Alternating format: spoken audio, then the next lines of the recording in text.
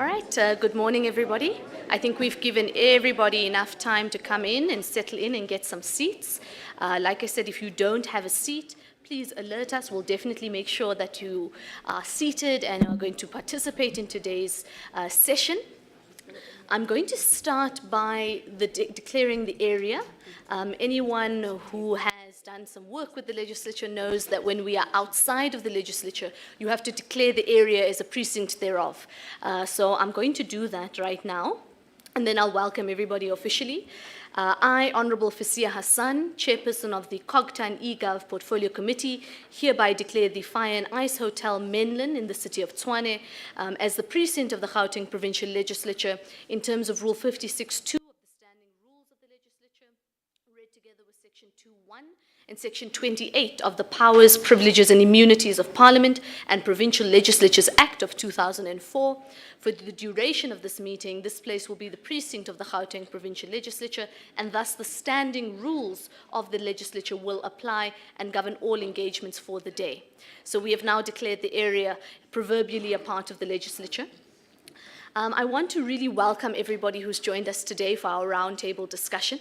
As we all know, coalitions are a huge issue, not just in the city of Tshwane, not just in Gauteng, but in the country as a whole. And us, as a portfolio committee, really did feel the need to go beyond the day-to-day kind of work of oversight over the department and various municipalities, but start coming up with solutions about some of the options that we have around stabilizing coalitions, really focusing and enhancing service delivery, but ultimately so that the people like yourselves don't have interruption on services, don't have interruptions in terms of how the city operates and in terms of how things get done.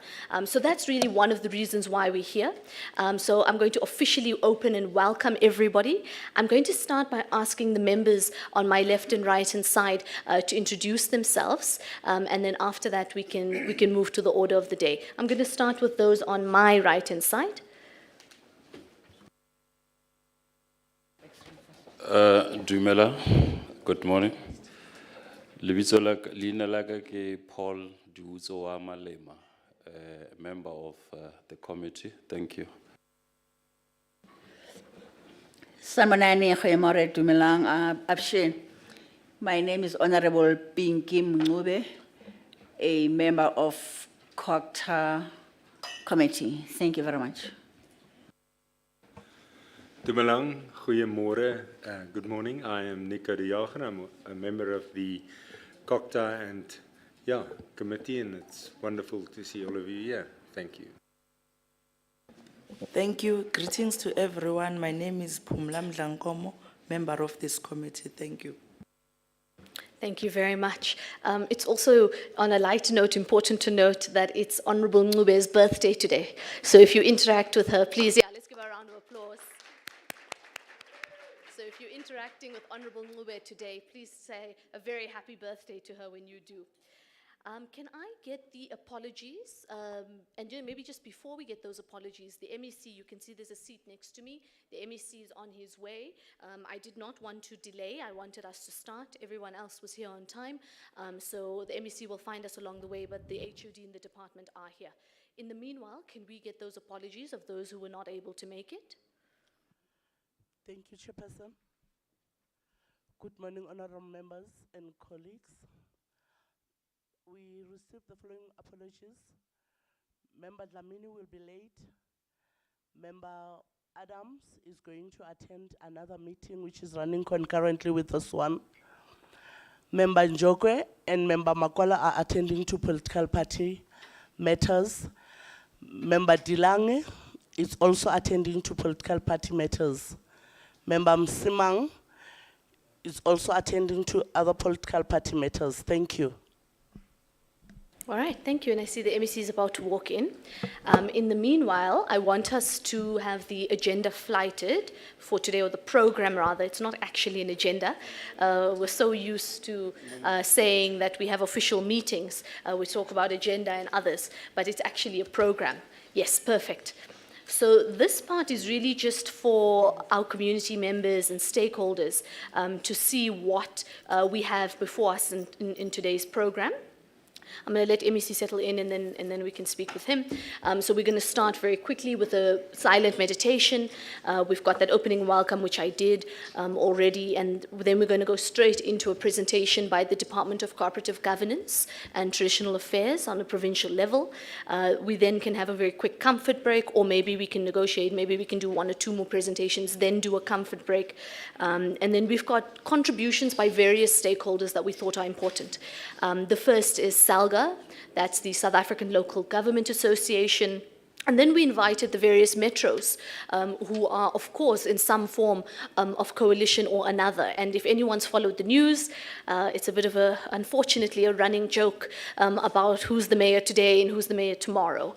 And that's actually why we wanted to have this roundtable, because it might be funny in social spaces, but it's definitely not funny when it comes to service delivery. So we've invited all those metros. And then we also wanted Municipal IQ to come through. They're quite involved in the research side of some of this work, and it's quite important to have research-driven analysis, but also research-driven policy and legislation as well. If you can just scroll down, I'm not sure who's flighting on our behalf, but just so for everyone to get a feel for the program. After that, we'll have a very quick, or we'll have a lunch break, and then when we return, we're going to have a contribution by the Gauteng City Region and Observatory, that's GCRO, also doing incredible, interesting research that's going to affect some of those coalitions, but also in terms of some of those solution-orientated elements. And that's also why we're going to have Mistra just after that. You're going to see there's a book. Sizwe, if you can just hold up that book for us. It's around coalitions. I think it's called An Inconvenient Marriage. Can you give us that title? On coalitions, yeah. There's a book there. Which, if you haven't read it, is very, very important, because this is something that Mistra has done. It's Marriages of Inconvenience, the Politics of Coalitions in South Africa. And it's also edited by Susan Boyson. Fascinating piece of literature to read, especially if you're interested in coalitions, because today is going to be a lot of information. And it's okay that it's going to be a lot of information. You'll be able to get all the presentations and everything you need, and then highly recommend going through some of this literature to make sense of what's going on, and also, more importantly, what we can do to stabilize those spaces. And then after that, we'll have a working tea break. And then we're going to get some academics. We've invited UNISA, and we've invited the University of Pretoria. We'll acknowledge everyone in just a moment.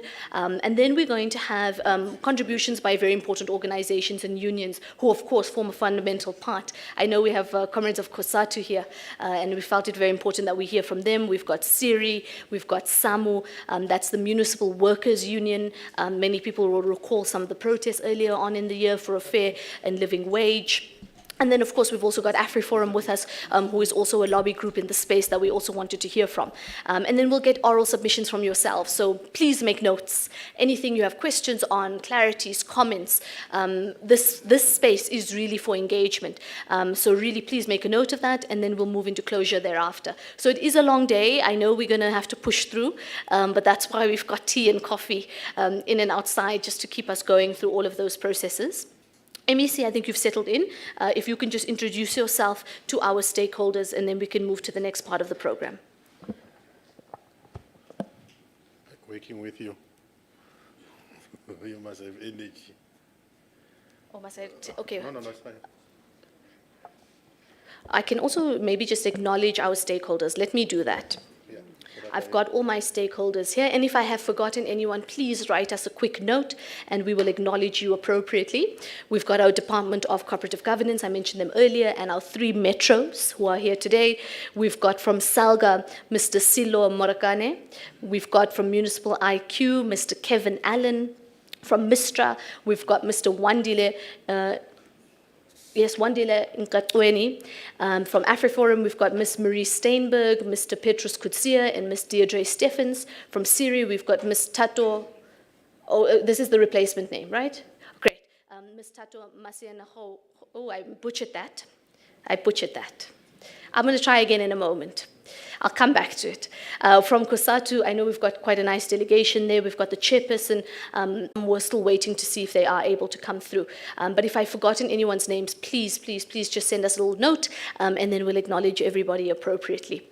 MEC, I think I've given you a moment to just take a breath. Over to you. Introduce yourself first, right?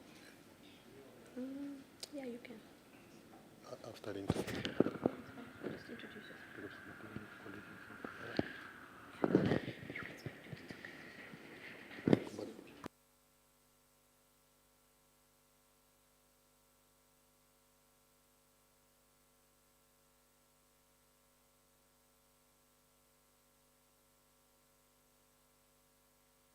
No, I just wanted to be sure with the chair. The other time I had a debate in the NCOP and I almost presented the wrong speech. Was there too many things in front of us? Thank you very much, Chairperson of the Portfolio Committee, and thank you very much, members of the Portfolio Committee. It is indeed a pleasure for us to be part of you here, even though we slept late yesterday because of the disaster that is happening around Johannesburg. We still, the facts are still scanty, but we're hoping that by 1 o'clock we would know exactly what has happened there. It does appear that the issues that relate to gas and all of those stuff, it was a scary moment, I must say. Watching it from where I was, it was very scary because at that point in time, it was a peak hour and there were quite a lot of people because where this thing happened, it's where we all meet. It's an intersection. Those who go to Soweto, they meet there. Those who go to Sandton, everybody meets there. So it was scary. We want to pass our condolences to the family because we have one fatality that is being reported and quite a number of people who are in hospital as we talk. We're doing all our best to ensure that we save life. I think that's the first thing that we want to emphasize. Somebody said, what are you going to do with those foreigners that are there? And we said to them, no, the first step is to save life. And then we will deal with those illegal foreigners and ensure that they go home or something like of that nature. But for now, it's to save those lives. And thanks to all the parties and councillors who were there with us and who are still there with us, MMC for public safety in that city, and so on. So we understand that amongst the things that we need to talk about today is the status and impact of coalition governments in our country. And I think we wanted to be scientific with this issue. And as a result, we conducted a study which the HOD would go into details of the study. I would just speak to some important aspects of the study as such. By way of background, we're indicating that 10 out of 11 municipalities are hung in our province. In other words, there's coalition governments out of those particular municipalities.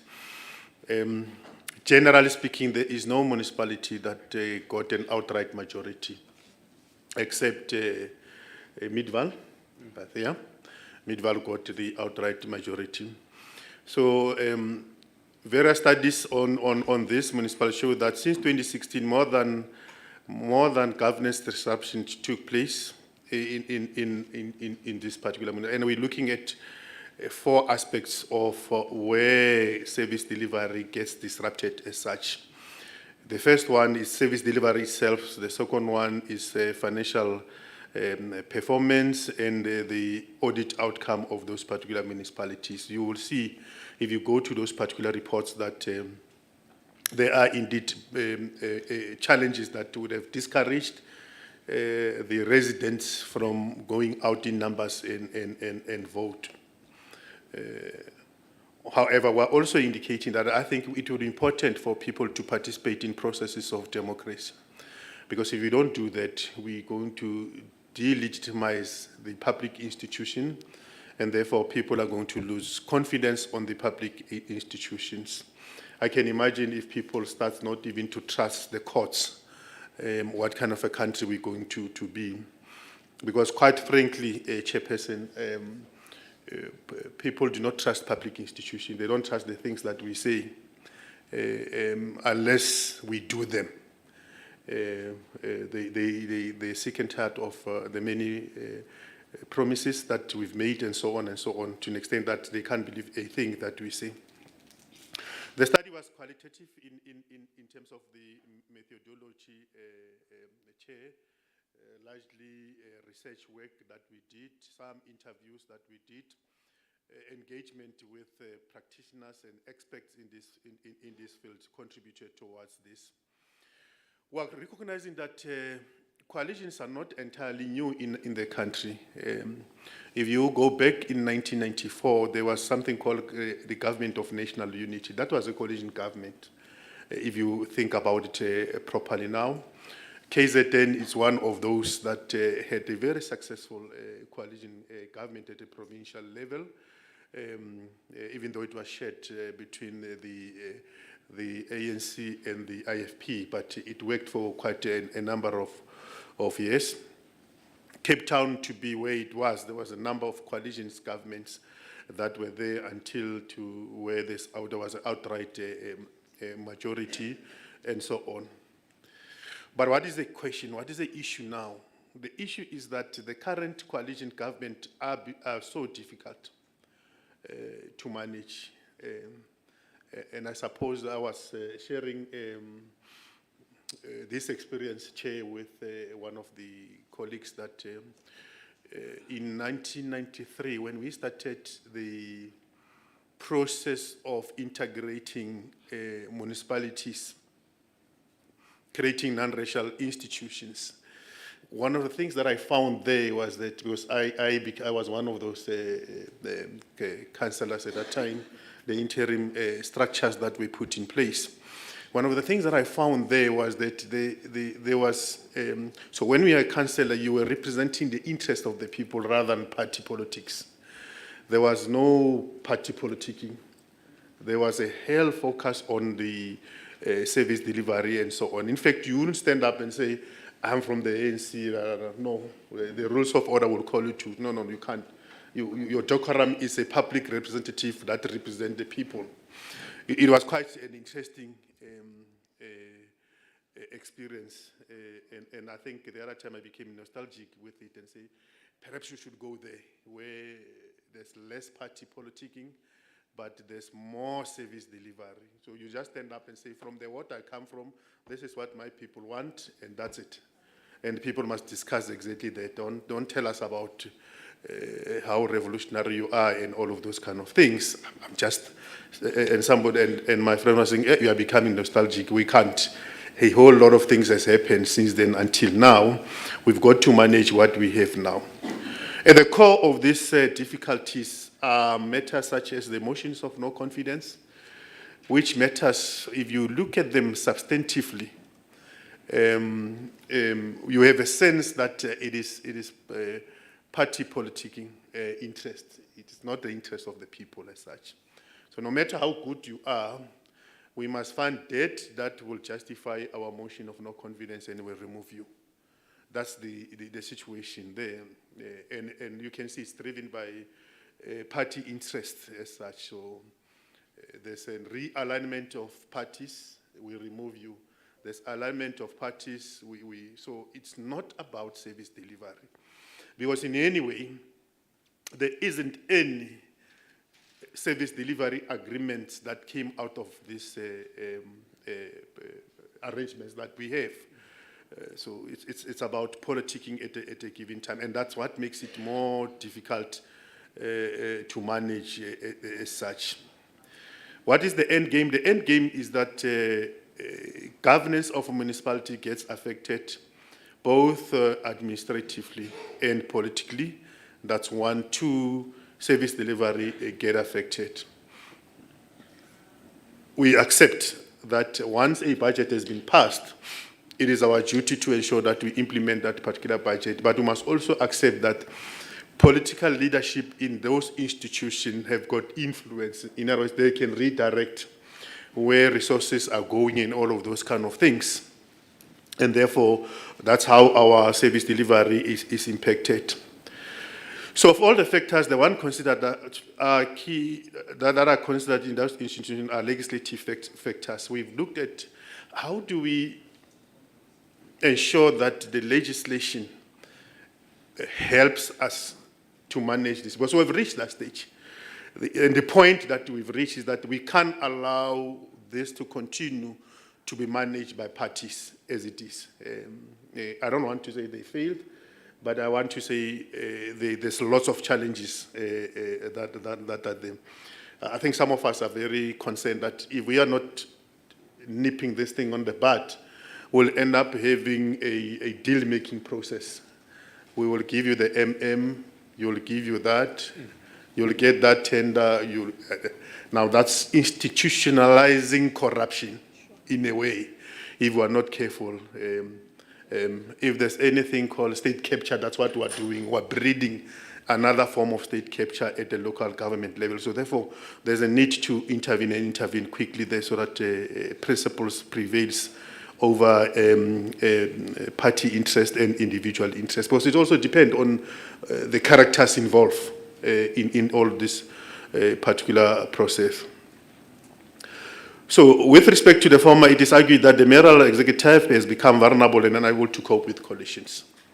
We've made analysis and we've came to that conclusion that in a situation where there's a hung municipality, the executive mayoral system suffers. It can't cope, right?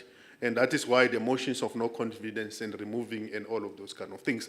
I think that's one point that we're making, and I know that it's still an engagement from different parties. What I want to encourage honorable members is that now that I have presented the report in the cabinet meeting yesterday, I can now publicly circulate that particular report. We will ensure that if HOD, we can start with members as we are seated here, let's send them the entire report, the content of the report, because to understand us where we are properly, you've got to read that particular report. It's a bit of thick deep report, but I know that you don't sleep. Yeah. You sleep late at night, so you are the first one who's going to tell me, I'm done with it, can we talk? So let's, even the stakeholders who are going to do that, we are going to distribute this report to them so that you understand. And that report has not been written by me. We gave it to independent people, experts. We monitored them and so on through our official there, Kiba, and the HOD. Thank you very much for the good work that you've done. And it's an open thing. So I'm just interpreting what I've read there. I'm adding my own stuff, of course, but at a core level, I think that are set by people who really considered what should be done. It is further argued there that, for instance, while proportional representation system enabled coalition, South Africa has been slow to develop a requisite legislative framework to manage coalition. What is the point there? Our point is that at the local government level, we don't have threshold. At the national level, there's some sense of threshold when you talk proportional representation. So at local government, there isn't, so everybody can come in. You know, having allocated all the seats of the bigger parties and so on, whatever is left is given to anybody. 2,000 votes, you get into council. And with the coalition government, it's worse. A person with 2,000 votes become our mayor. It doesn't make sense from a democratic principle point of view. It will never make sense. That's why I'm saying it's political arrangements for political interest as such. Think about it. What are you going to do with the bigger parties surrounding you? You are their mayor. They say, this is where we want you to go. You want to go. You can't. Your hands are tied. You just have to listen to them and do the kind of things that they're doing. Is that the kind of democracy we want in the country? No. I don't think that's what some of us fought for as such.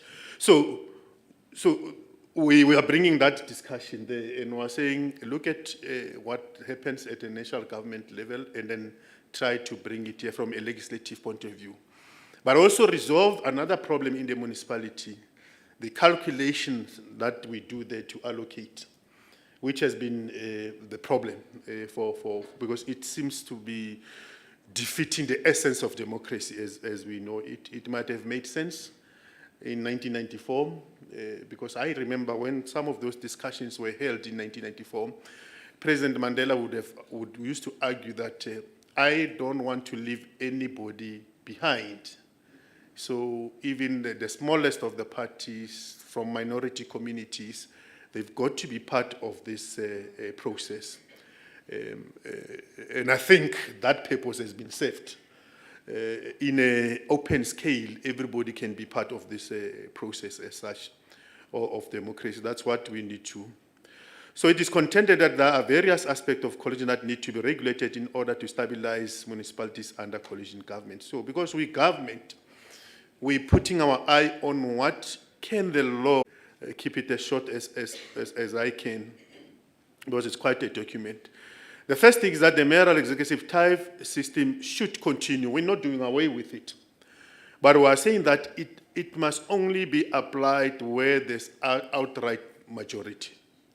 Where the party has got, in this regard, mid-val, there are no issues because they've got outright majority. If there's any issues, it is on the basis of the governing party in that, but not an institutional problem as such. We say where there's no outright majority, the collective executive type system must come in. I know you default me. The collective type system must come in so that proportionally parties gets represented. Right? And added to that, remember, we're bringing in an element of a threshold so that we don't just get voters have got an intention. If they don't give you an outright majority, they give you 1 or 2, 3 bigger parties. What are they telling us? So they're saying X, Y, you've got the bigger numbers who are forcing you to work together. And the time has come where we must respect the will of the people. The Freedom Charter says the people shall govern, and that is the basis of our conscience, many of us here. The will of the people. So if they say, you'll see there even in the content of the report, where we're talking of the types, where you can have the 2 majority parties, the 2 bigger parties coming together and therefore forming that, and a party with more vote forming, therefore, so those principles must inform us, right? So that we don't second guess each other. We know that in Swani, the DA has got majority votes. It is number 1, number 2 is the NC, so DA has a right to form a coalition government as such. And then you bring in the thresholds to manage, because somebody was saying to me, but how do you manage parties? The parties the conduct, you don't regulate parties, you regulate the conduct of the parties. And therefore you put thresholds to try and do that. I know it's going to be a big thing, a very controversial thing. There's going to be big fights out there, but we're prepared to engage in a sensible manner around this particular, without any emotions. There were some views around introductions of qualifications for mayors, and a point that I said to officials, let's not go there. That's not our purview. It's party matters, and I think we're going to be removing it in our, even cabinet has accepted that it should be removed, because it's not. We can't say we want only a degreed person. We can't say that. People know what the criteria they use. It's an ideal world. If it's me, I'll insist on the qualification.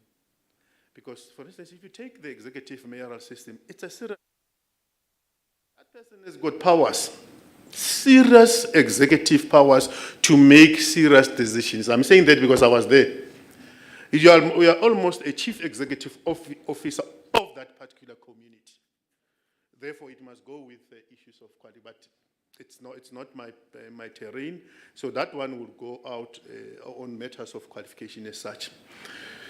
So we're arguing for a formal introduction of a coalition framework, and we're going to work towards that. And we want to say to the parties in this meeting that we're going to engage you, particularly the portfolio committee. We are going to work with you to ensure that that framework is developed and therefore accepted by all. But it will also require national government to be part of us as such, because we know local government is highly regulated. We want to put a regulation around the motion of no confidence There are a number of options that have been put forth. If it was me, I would say, let's do this thing once in a term. If it was me. But we'll see how we best regulate it. It can't be that I wake up tomorrow because in a meeting the mayor did not agree with me, then I go there and then to my party caucus and I influence them, and we come back, we say, a motion of no confidence. Then those ones wake up tomorrow, emotion, tomorrow emotion, tomorrow emotion. We can't. That state of affairs does not work. All that we're doing, we're pushing our people away from state institutions, and therefore waning the confidence of the people insofar as the state institution is concerned, with the risk of delegitimizing all public institutions. Because once you do that, you must know that all your public institutions and then you're going to be in a problem. Reality is that we've got hung councils and we've got to deal with it. Therefore, we want to say, we are recommending to yourself that note the report. I know I've taken a bit of time. HOD, I hope I didn't make it difficult for you to enter there. Through your indulgence, there's a presentation prepared, am I right? Yeah, and then you can take us into the content of that. Thank you very much. All right, thanks to the MEC. He gave us a bit of a taste of this report, and you could see us as members, we were already chatting. We are yet to fully engage with the report that the MEC has spoken to. So actually, it might be a good thing that we're going to hear from yourselves first before we engage in something that the department has already come across. It means that when we do engage it and we make changes, it's coming from a community perspective, it's coming from labor, it's coming from civil society, because it is quite an important thing that we don't just pass things as a checkbox exercise. So we are going to be engaging that, and maybe what we can do, Jabu, if it's necessary, we can even have a follow-up of this kind of session, in which you've got the presentation, you've had a chance to go through that kind of report, and then we're able to actually come back and say, well, these are the different things that we thought specifically, but also as a follow-up and feedback session exactly from this particular roundtable. HOD, I see you are far away there. If you can maybe just join us in the front, and then please also introduce yourself, and also maybe just tell people, because often we say HOD, people don't know what that means or why it's important. Just quickly, to give the equivalent of people understanding there. And I see MEC also just has one word that he wants to add in there. And then we're going to get that presentation. Okay, we're going to get the presentation from Cogta, and then we're going to take it from there. HOD, over to you. Good morning, honourable members, honourable MEC and honourable chairperson. Chairperson, quite rightly, as the MEC indicating, we will be dealing with the study on coalition governments. My name is Darian Barclay. What's your name? Yes. I almost said I'm a coalition government. That's how I feel after I've...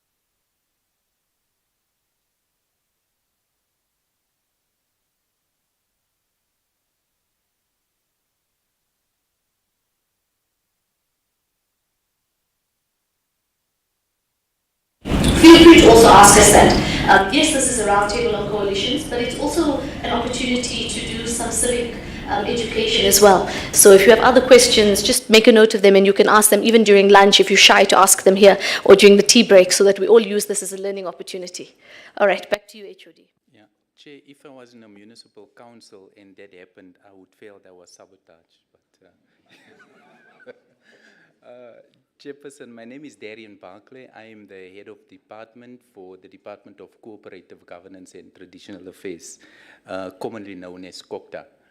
And as Cogta, we are working with municipalities. I think the audience might ask, Cogta, we in the provincial government, how do we get involved with the work of municipalities?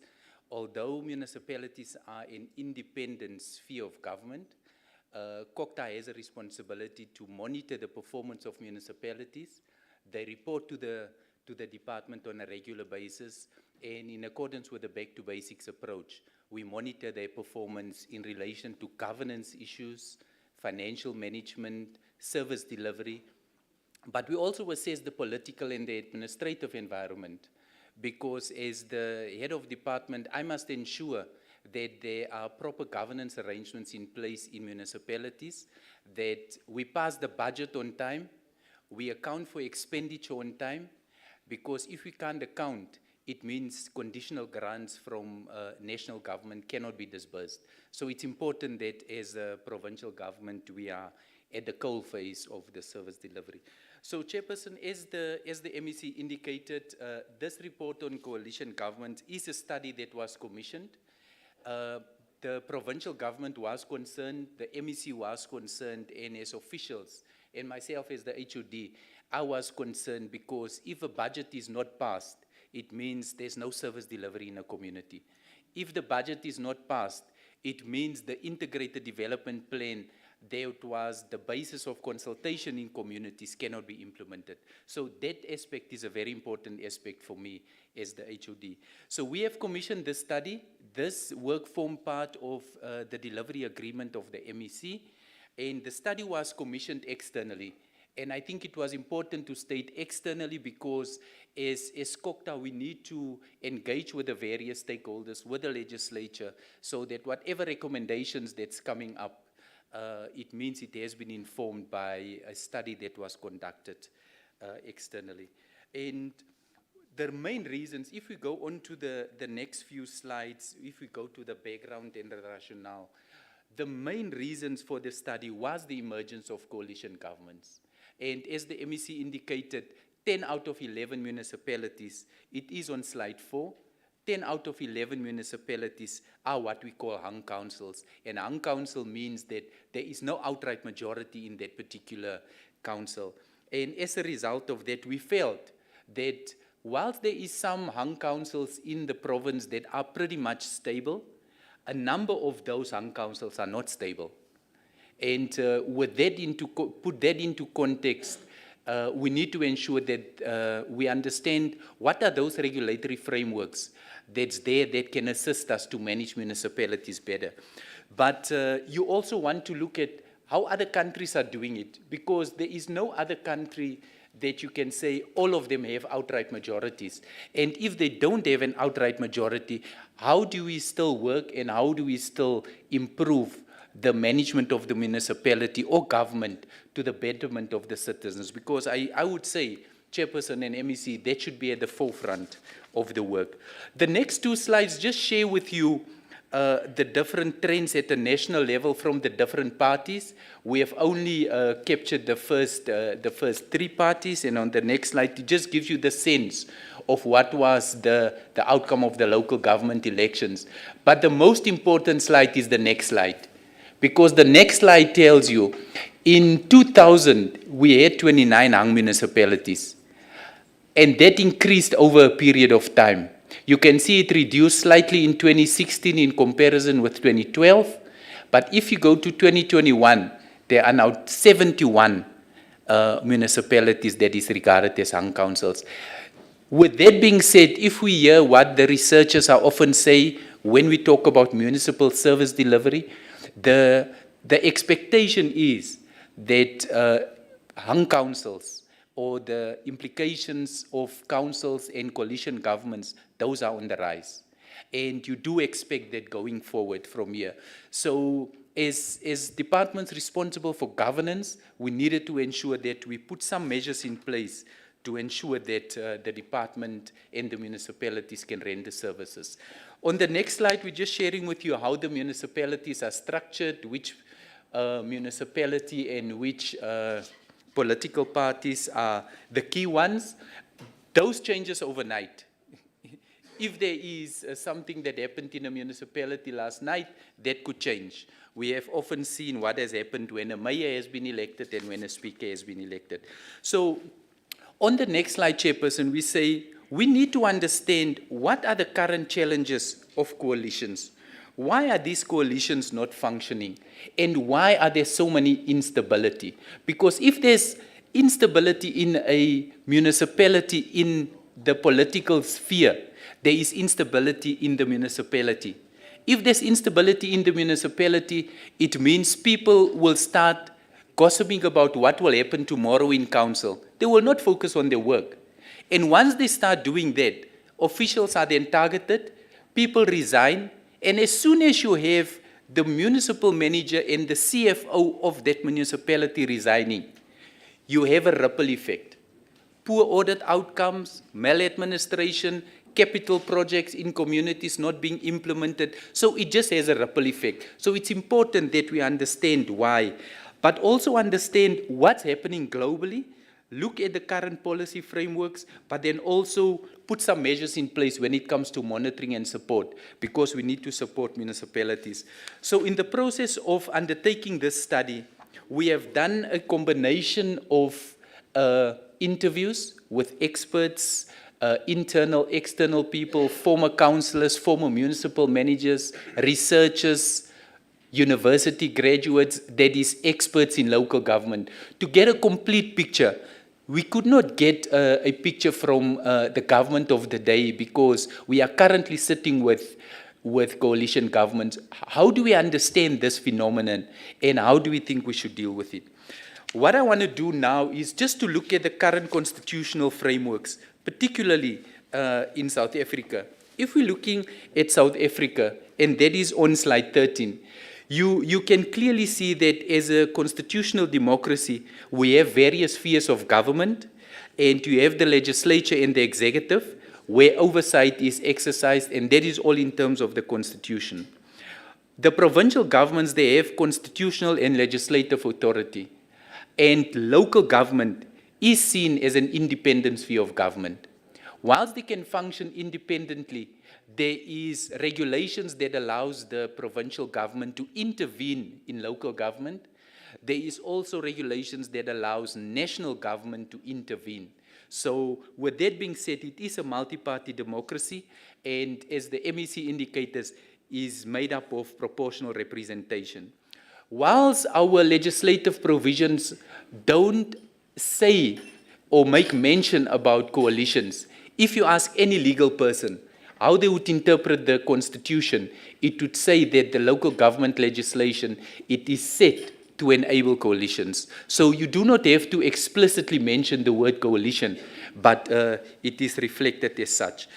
And on the next slide, we say South Africa, as most of the other countries, all of them provide for a multi-party system, all of them.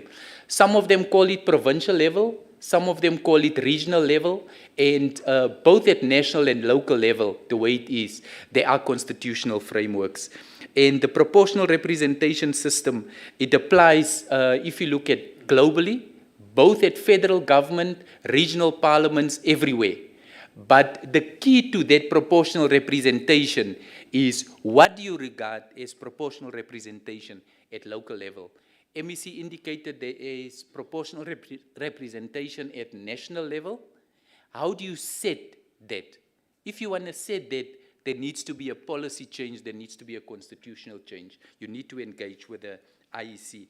One of the most important things is how councils are formed. Once the elections are done, how is councils formed? Who forms the council? And who leads the formation of the council? That is where the crux of the matters come in. And the amount of time that you provide for the formation of council. You will see the studies that we have undertaken that in some cases where you have a coalition government, you don't know about it globally, simply because there is more time given to form government. And it allows you to form government in a manner that you structure policy to support all the parties in government as opposed to a singular party. So what we say, our study says to us on slide 17, you have a few types of coalitions. You have grand coalitions, and that is where 2 or 3 parties, that's the majority party, come together and they form a coalition. In South Africa, that's highly unlikely, because the 2 major parties or the 3 major parties are often competitors. But globally, it's a completely different story. So, and that's why you see, when I say it's very rare, in the South African context it's very rare. But what you have in South African context is the minimum coalitions and the minority coalitions, which means you have one party that's a bigger party, although not the majority party, with a number of other smaller parties making up 50+1. And then you have that one particular party that comprises of 1.67%. And that 1.67 or the 0.67% will make you or break you. And that's when that person will say, the only person you need me, I can make you to govern on condition that I become mayor. And what happens automatically? You often find if you have a proportional representation system, if you have a multi-party democracy system, what it means that if I'm a citizen, I want the outcome of the vote to reflect the majority. So the majority rules, but how do you allow the minority with 0.67% to rule in a municipality? That's some of the problems that we need to deal with. So I thought it was important that we do that. And the reason why we have those is exactly why it's reflected on the next slide. Some of them just seeking to be in office, some of them seeking to influence policy, some of them want to get votes, but none of them, as they are smaller, is there for the interest of the community. Because if we are fighting in the boardroom, the community suffers. The most basic service cannot be rendered. The most basic service is refuse removal. And the most basic service is the municipality has a call center, calls come in, the municipality engineering, electrical engineering need to respond. But if that budget is not approved, services at its most basic level cannot be rendered. Not to forget the millions and billions of money that we return on an annual basis back to the National Treasury. Because the National Treasury gives us sector grants, and that is municipal infrastructure grants to improve infrastructure. But if you don't spend, you as the municipality or the province don't have the right to say, I want to keep that money. We give you that money as national for a specific purpose. If it's for road upgrades, the biggest problem in smaller municipalities is about wet services, sewage, water upgrades. If the money is not used for that purpose, the money just gets returned. And National Treasury monitors the spending. So now you will understand when the Minister of Finance say that the expenditure on operations often is at the level that's required, although it's about 5% below. But if you look at capital expenditure, it's always about 30% lower. The municipalities, their year end was at the end of June. When I met with municipal managers in middle May for a progress report, the capital expenditure was standing at 32%. 2 months before the end of the financial year, only 2 municipalities was at 50%. So that shows you. And if there is a coalition government, if council don't sit, it means decisions cannot be taken. So you could understand the ripple effect of these coalition governments and the reason why Cogta needed to intervene. So let's go to the literature review from slide 20 onwards. What we are saying is we needed to look at both countries with a level of maturity when it comes to coalition government.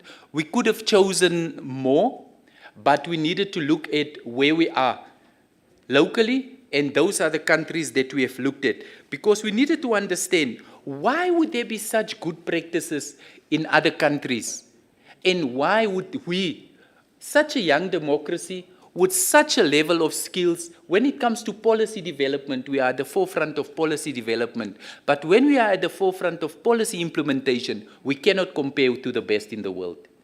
And the answers then lies in this. Slide 22 tells you that all the countries that we have surveyed, they have defined the constitution, they have defined legislation in one form or the other, at national level, at local level, and at provincial level. Some of them define local and provincial as regional level, but all of them have that. And all of them have a system of multi-party democracy. But you will find that the system of multi-party democracy works slightly different. If you look at in the US, it's often only two parties that compete for the presidency, but there's different parties forming, whether it's Republicans or the Democrats. So it's something that builds up to where you only have two candidates competing for that. So all of them have exactly the same principles. But what is key for us, once we had the local government elections, you determine the amount of votes, you then determine council. Council then elect the mayor and the speaker. Whereas in Sweden and Denmark, Norway and those councils, whilst they elect mayors like in South Africa, countries like the Netherlands, Belgium and so on, they make sure that their mayors are elected for a defined period, which is 6 years, which means the security of tenure. If you have a speaker and if you have a mayor, it means council can sit. Remember, the local government has a very complicated, entrenched local government system. We have a lot of subcommittees. You've got a lot of sub-mayoral committees. Then you've got MMC committees. You've got the mayoral committee, and then you've got council. So if the one does not pass any of the governance structures, it will not reach council. And most of the decisions are vested with council. With no mayor, council cannot sit.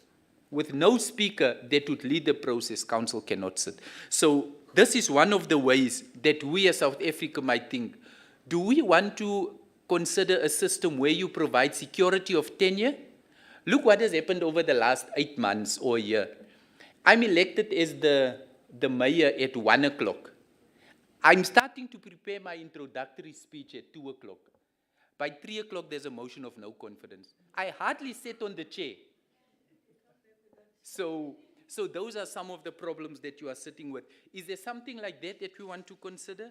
And then on the next slide, we say that in other areas, the mayors are also elected similar to the presidential system, where the names are given up front.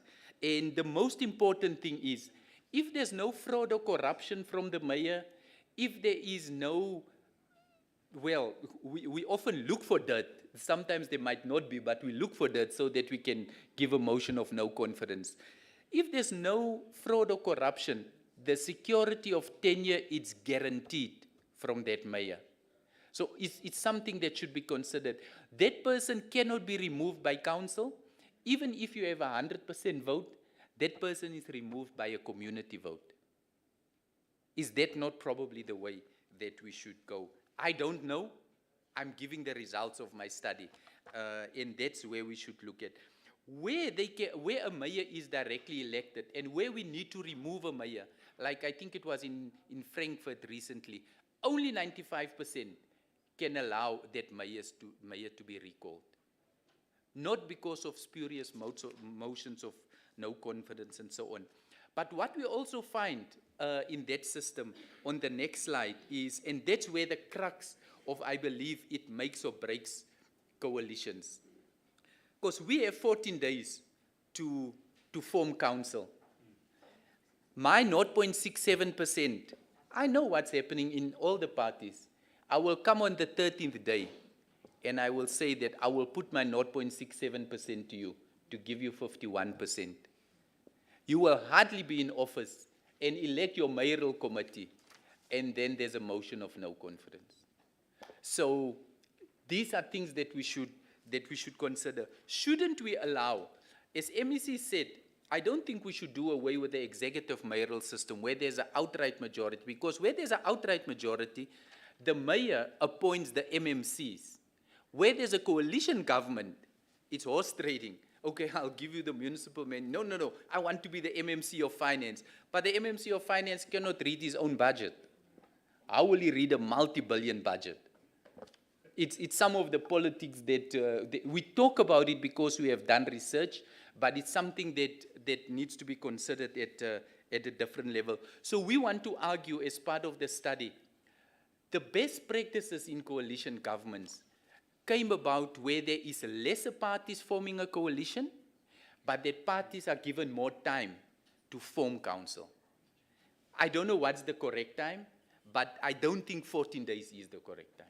Immediately after you've won the elections, the political parties don't sleep for 3 days. I won't say what they are doing, but then you only have 9 days now to form council.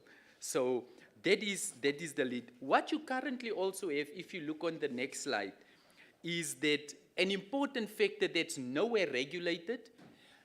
In other countries, it is regulated in the sense that I think it's a policy of that federal government, not necessarily legislated. And I'm always cautioning against legislating everything. You can create a policy directive that says the parties that's leading in that council, whether it's the DA, whether it's the ANC, or whoever is, those particular parties have the right to form or start the coalition engagements.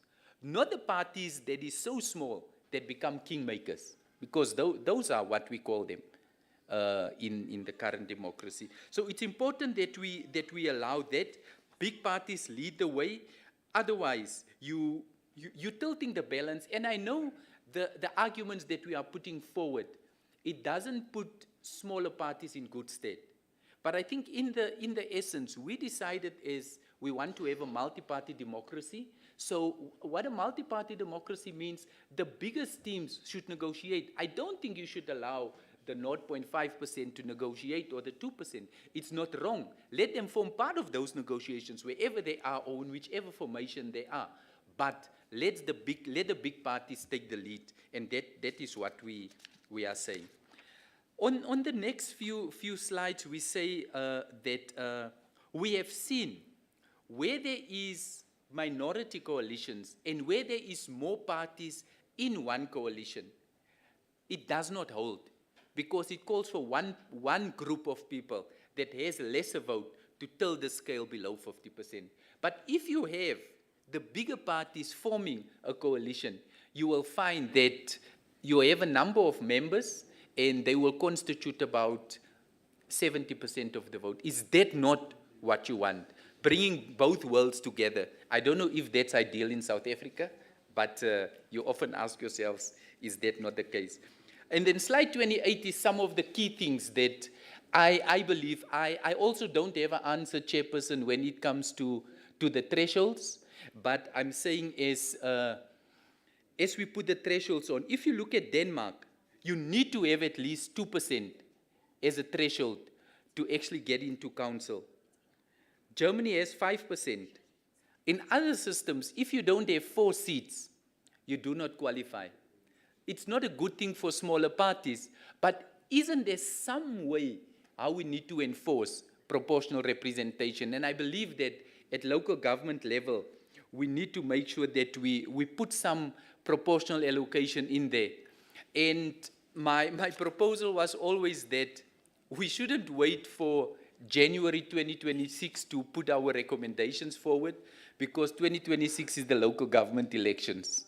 I might just form my own party. No, I won't, MEC.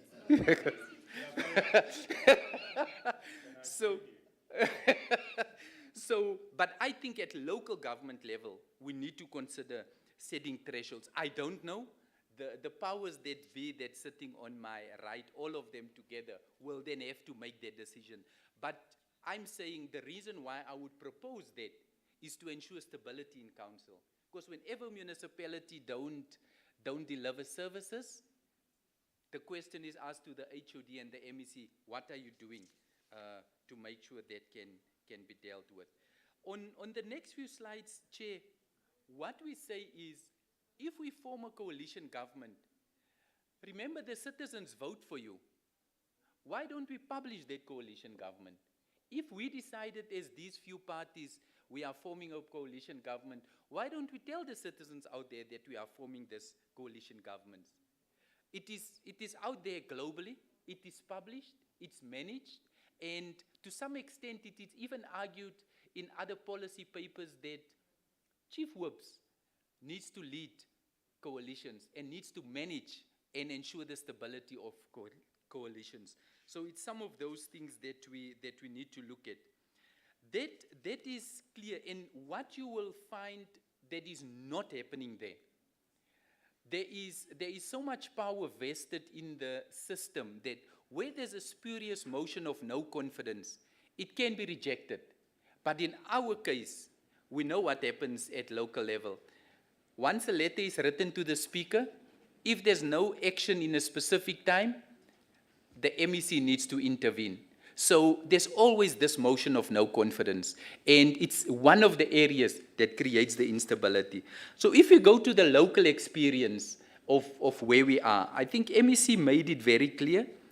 We have already talked about the smaller parties that look at self-interest, that they regard themselves as kingmakers, and that is some of the challenges that we have. And the absence of legislation regulating coalitions has added to the problems. And often what is happening, these coalitions are kept secret. Only when in the boardroom, when there's problems in the municipality, we know that, oh, these 2 or 3 parties were in a coalition. Shouldn't we be upfront about it?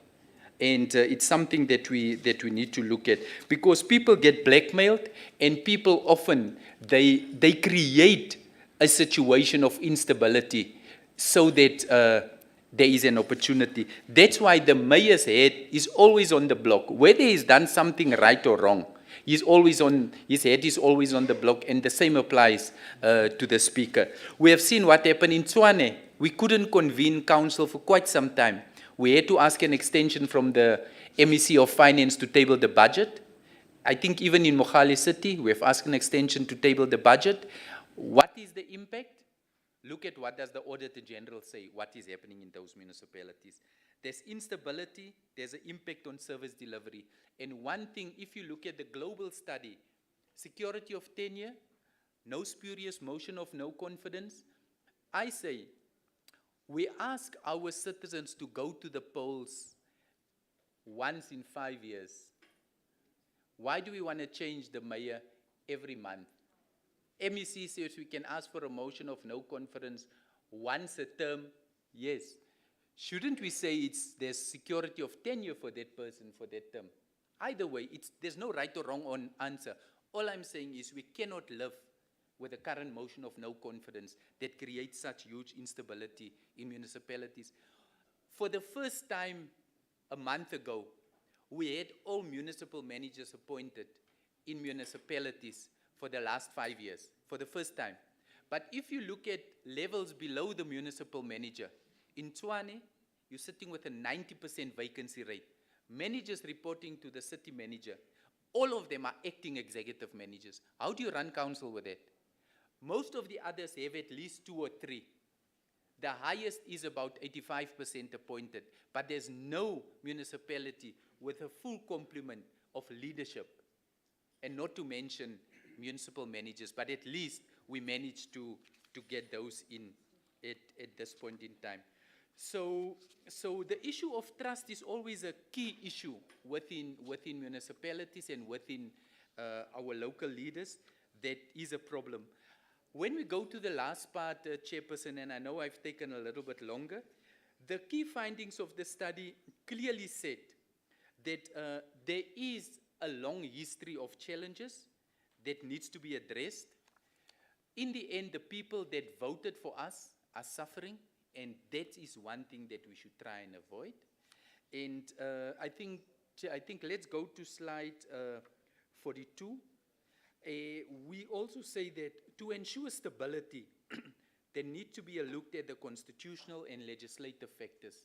And some of these will have to find expression in the rules of council, where you look at how motions of no confidence are dealt with. We have already started a process with the MEC that we're looking at proposing. In fact, we have written to all the speakers in metropolitan municipalities that they should consider appointing executive mayors because the Act allows for that. but it's their decision. We just give them the legislative framework, because if there's a challenge with the mayor, at least the deputy mayor can preside. And the same now we want to start with local municipalities. So both the Municipal Structures Act and the legislative framework needs to be looked at. And then, of course, on the next few slides, we're just sharing with you the mayoral executive type system, and then we also share with you the collective executive type system. But what in short that we're saying is that we need to find a way to deal with the issue of instability, and we can reduce motions of no confidence with it. We need to publish coalition agreements. I don't think we will move away from it. I actually think coalitions is on the rise going forward. And then we need to insulate the administration from these coalitions, because particularly a municipality, I don't want to mention the name, we have advertised, we have done the shortlisting. As the shortlisting go through to council for approval, it was approved today. Tomorrow, there's a motion of no confidence. The mayor or the speaker is removed. The new person say, resubmit that to council. The process starts all over again. And what we don't see is the amount of money that we spend in an advertisement. Just an advertisement for one position, that's a senior management position that must be advertised nationally in the Sunday Times. One position is already 120,000. Already 120,000. So it's some of the costs that we don't see, but we often say that, why is the administrative costs so high? So those are some of the options that we need to insist on, but I guess the finer details needs to be agreed to be at a different level. We probably need to engage the IEC to look at how they can consider the proportional representation system with thresholds. Yeah, I'm actually done. Yeah, so I think that's where we are, but I think the essence of the presentation is covered, MEC. There is a lot of other detail in the report. We'll make that report available, but Chairperson, I assume that will not be the last discussion. Let me stop there, Chair. Thank you very much. All right, thanks to the HOD. Let's give him a round of applause. Okay, just a few things. I did say everybody will get the presentation. Please make sure on the register that your emails are there. And we'll sort that out with the team. We'll email you all the presentations, so don't worry if you can't note everything immediately. I think it's more important to sort of absorb and engage in that way. The other thing is that we are streaming live on YouTube. So I also want to acknowledge all of those who are watching us on social media. I am monitoring it on my phone, so if there's any comments, any clarities, please do ask those. We are in the modern day, 4th IR, so it is in many ways both a physical session and a hybrid. So for those of us, or for those at home, please feel free, make any comments, clarities. I'm monitoring those as the chair, and then I can also put them forward, and we will engage them as well. Quite a few things came from that. I allowed the HOD to take a little bit more time, because this study, and that's what it is still, a study, it's not yet policy, is something that's being proposed. So we will have more public engagements about it, but I wanted everybody in the room and everyone who was tuned in to get a feel for sort of what the provincial department thinks needs to happen. And I thought that was just important for context, so that we really do understand where we are in the process and the discussion. If you look at our program, it talks about a working tea break. We have a very content-heavy committee, so we don't tend to break for tea. If you want tea, you can quietly go outside, bring it in, sit down quietly as well. But we're not going to take an official tea break, so don't worry if you need to go up and down quietly. That's okay. We're now going to go into some of our invited panelists for the day, and we felt it very important to get some of these stakeholders, because there's really a lot that's been said, but also we have organizations, we have groupings, and of course we have administrations that deal with us on a day-to-day basis. And we don't want to make the mistake of thinking that we know better than everybody else. So we're going to start with SALGA, that's the South African Local Government Association. Mr. Silo Marakane, if you are here, please indicate yourself.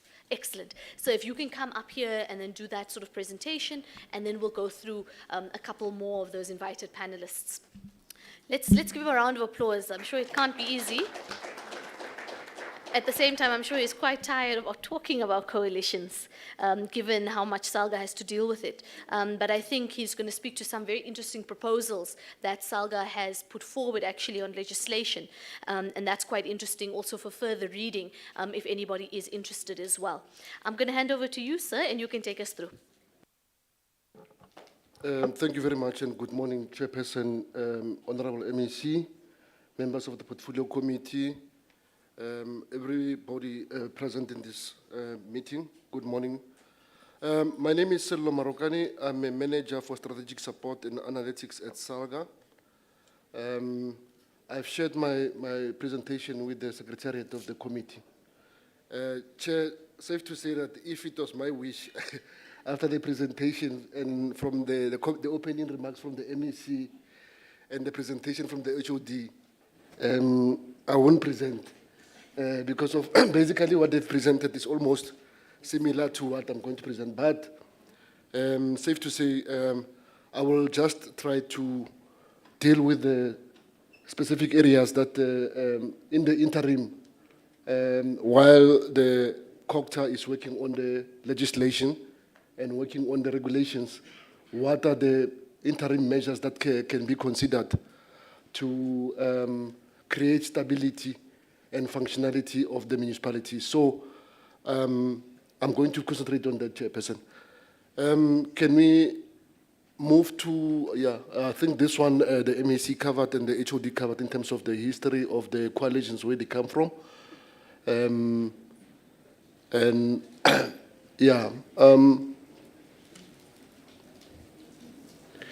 just going to discuss about our key observations as Salga. And firstly, before I go in, maybe I'm not sure everybody knows what Salga is all about, who's Salga, and so forth. Salga is a South African local government association, which is a body that represents organized local government in the country. In terms of Chapter 3 of the Constitution, it defines government as in three spheres, which is national, provincial, and local government. At the local government level, you have 257 municipalities, and in Gauteng, you have 11 municipalities. In the spirit of intergovernmental relations and cooperative governance, in order for local government to be able to engage or to make presentation on the proposed piece of local government and legislation impacting on local government, you need an organized local government association that will be able to be the voice and represent organized local government. That's how Salga came into be. It's a voluntary structure where municipalities join Salga and then they become members of Salga at the provincial level. And then we also have a national association at the national level where we represent municipalities in the NCOP, FFC, Financial Fiscal Commission, Budget Forum, and also in Parliament, we are also participating in that structure. So that is how Salga has been established. Chair, Salga's view is that the coalitions are not anomaly. In terms of our legislation, the legislation and the constitution, the municipal electoral system promotes for proportional representation of the to how do you manage such representation, proportional representation of various parties in the municipalities. So in the absence of the legislation, Salga, after the 2016 local government elections, based on the experience that we have seen in a number of municipalities, that more especially in Gauteng, in our metros, where we have seen the emergence of coalition governments in the province, in the city of Johannesburg, Ekurhuleni, and Tshwane and Mogale City local municipalities. Salga undertook a process of developing a framework that will assist municipalities to manage coalitions while we are also engaging Cogta on the proposal for regulations and possibly legislation that will manage coalitions. So what we did, we partnered and worked with the University of Western Cape, specifically Dula Omar Institute, where we requested them to develop a guidelines or a framework that will assist in managing coalitions governments in the municipalities. And the reason being that what we have noticed is that in many instances, the coalition agreements that are being entered into by various political parties are vague. They are not based on policy or any service delivery intentions. They are also not written coalition agreements. Furthermore, they are not based on the interest of the political parties. They are not policy-based agreements. As the MEC said and the HOD, that most of the time they are issue-based agreements where that Operation Niga, that if I give you a mayor, what are you going to give me? You give me the chairperson of the MPEG, or you give me the municipal manager. So that's what we have observed, that in most cases, such agreements are issue-based, specifically for to benefit political parties that are entering into those kind of agreements. And specifically, the agreements are not necessarily based on they are not considering the interest of the communities that have elected councillors to be representing those municipalities, because before elections they go around and they canvass, and through their policies and their manifesto, they make promises to the communities, and those communities will vote for them based on whatever they've presented to them during the election period. But whenever they enter into those agreements, they don't consider communities anymore. It's only about the leadership and positions that they want to agree on. I would request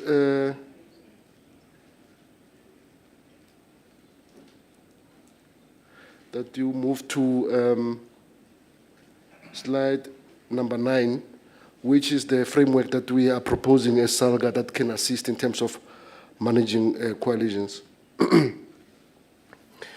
Chairperson, what we have observed as SALGA is that in many instances, since there's no outright winner after the elections, we have seen even parties with 1 seat are the ones who are initiating negotiations for coalitions.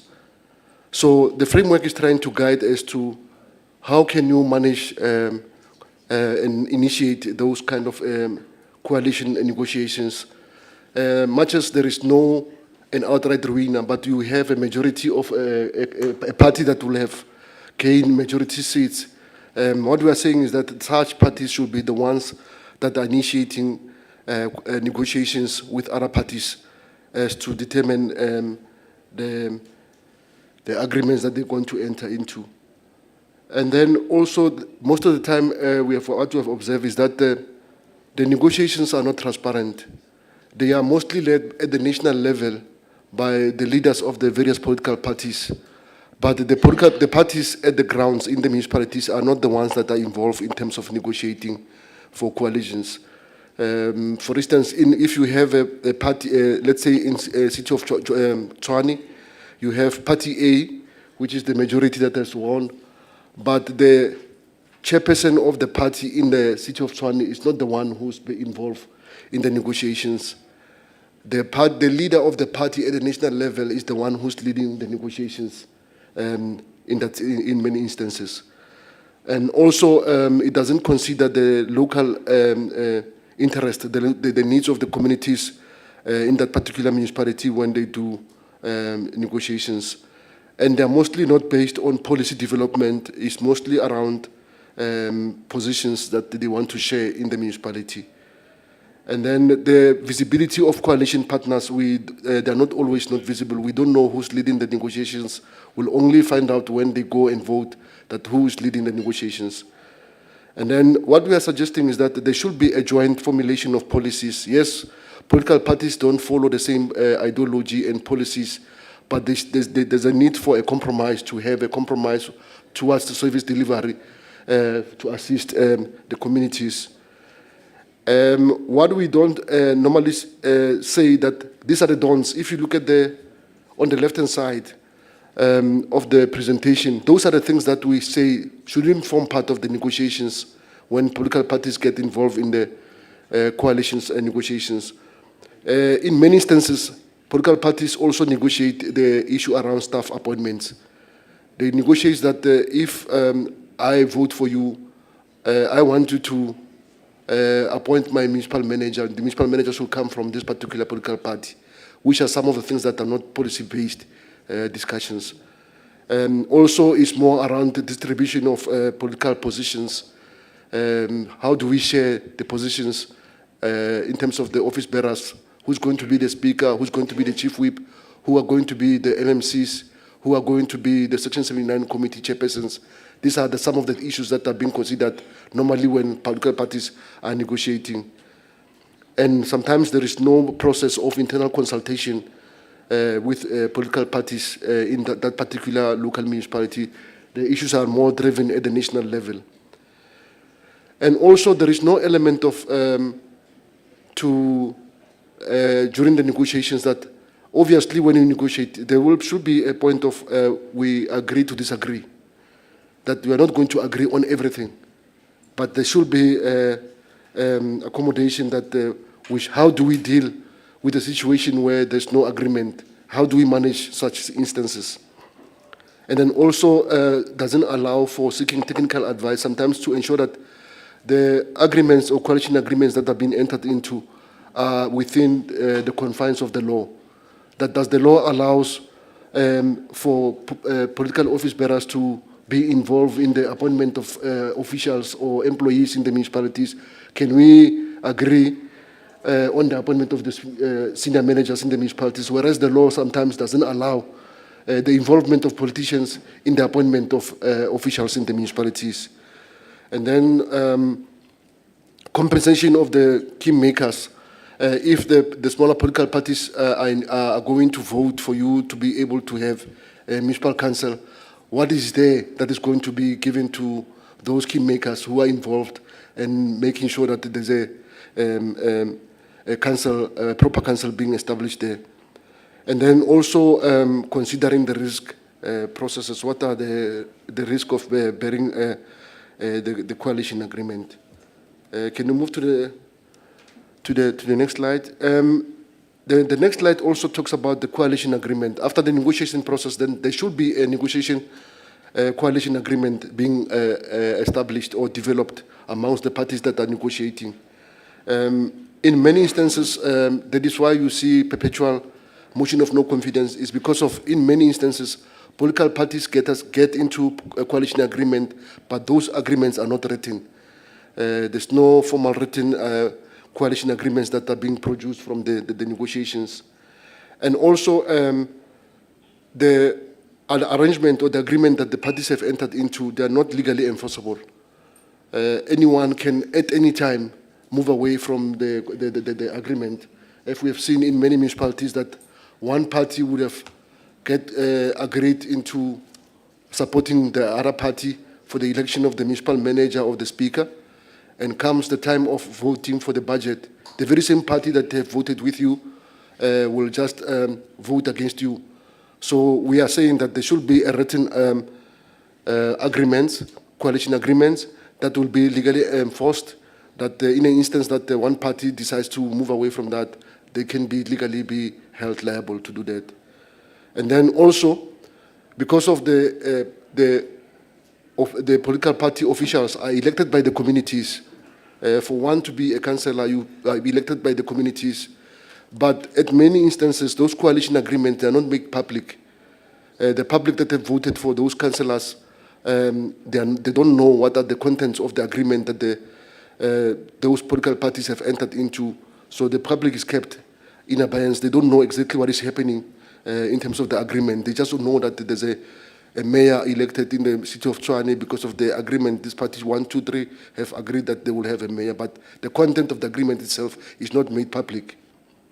And then the implementation process of the coalition agreement, there is no monitoring of the implementation of the coalition agreement. So we said that there should be a plan to monitor the implementation of the agreement.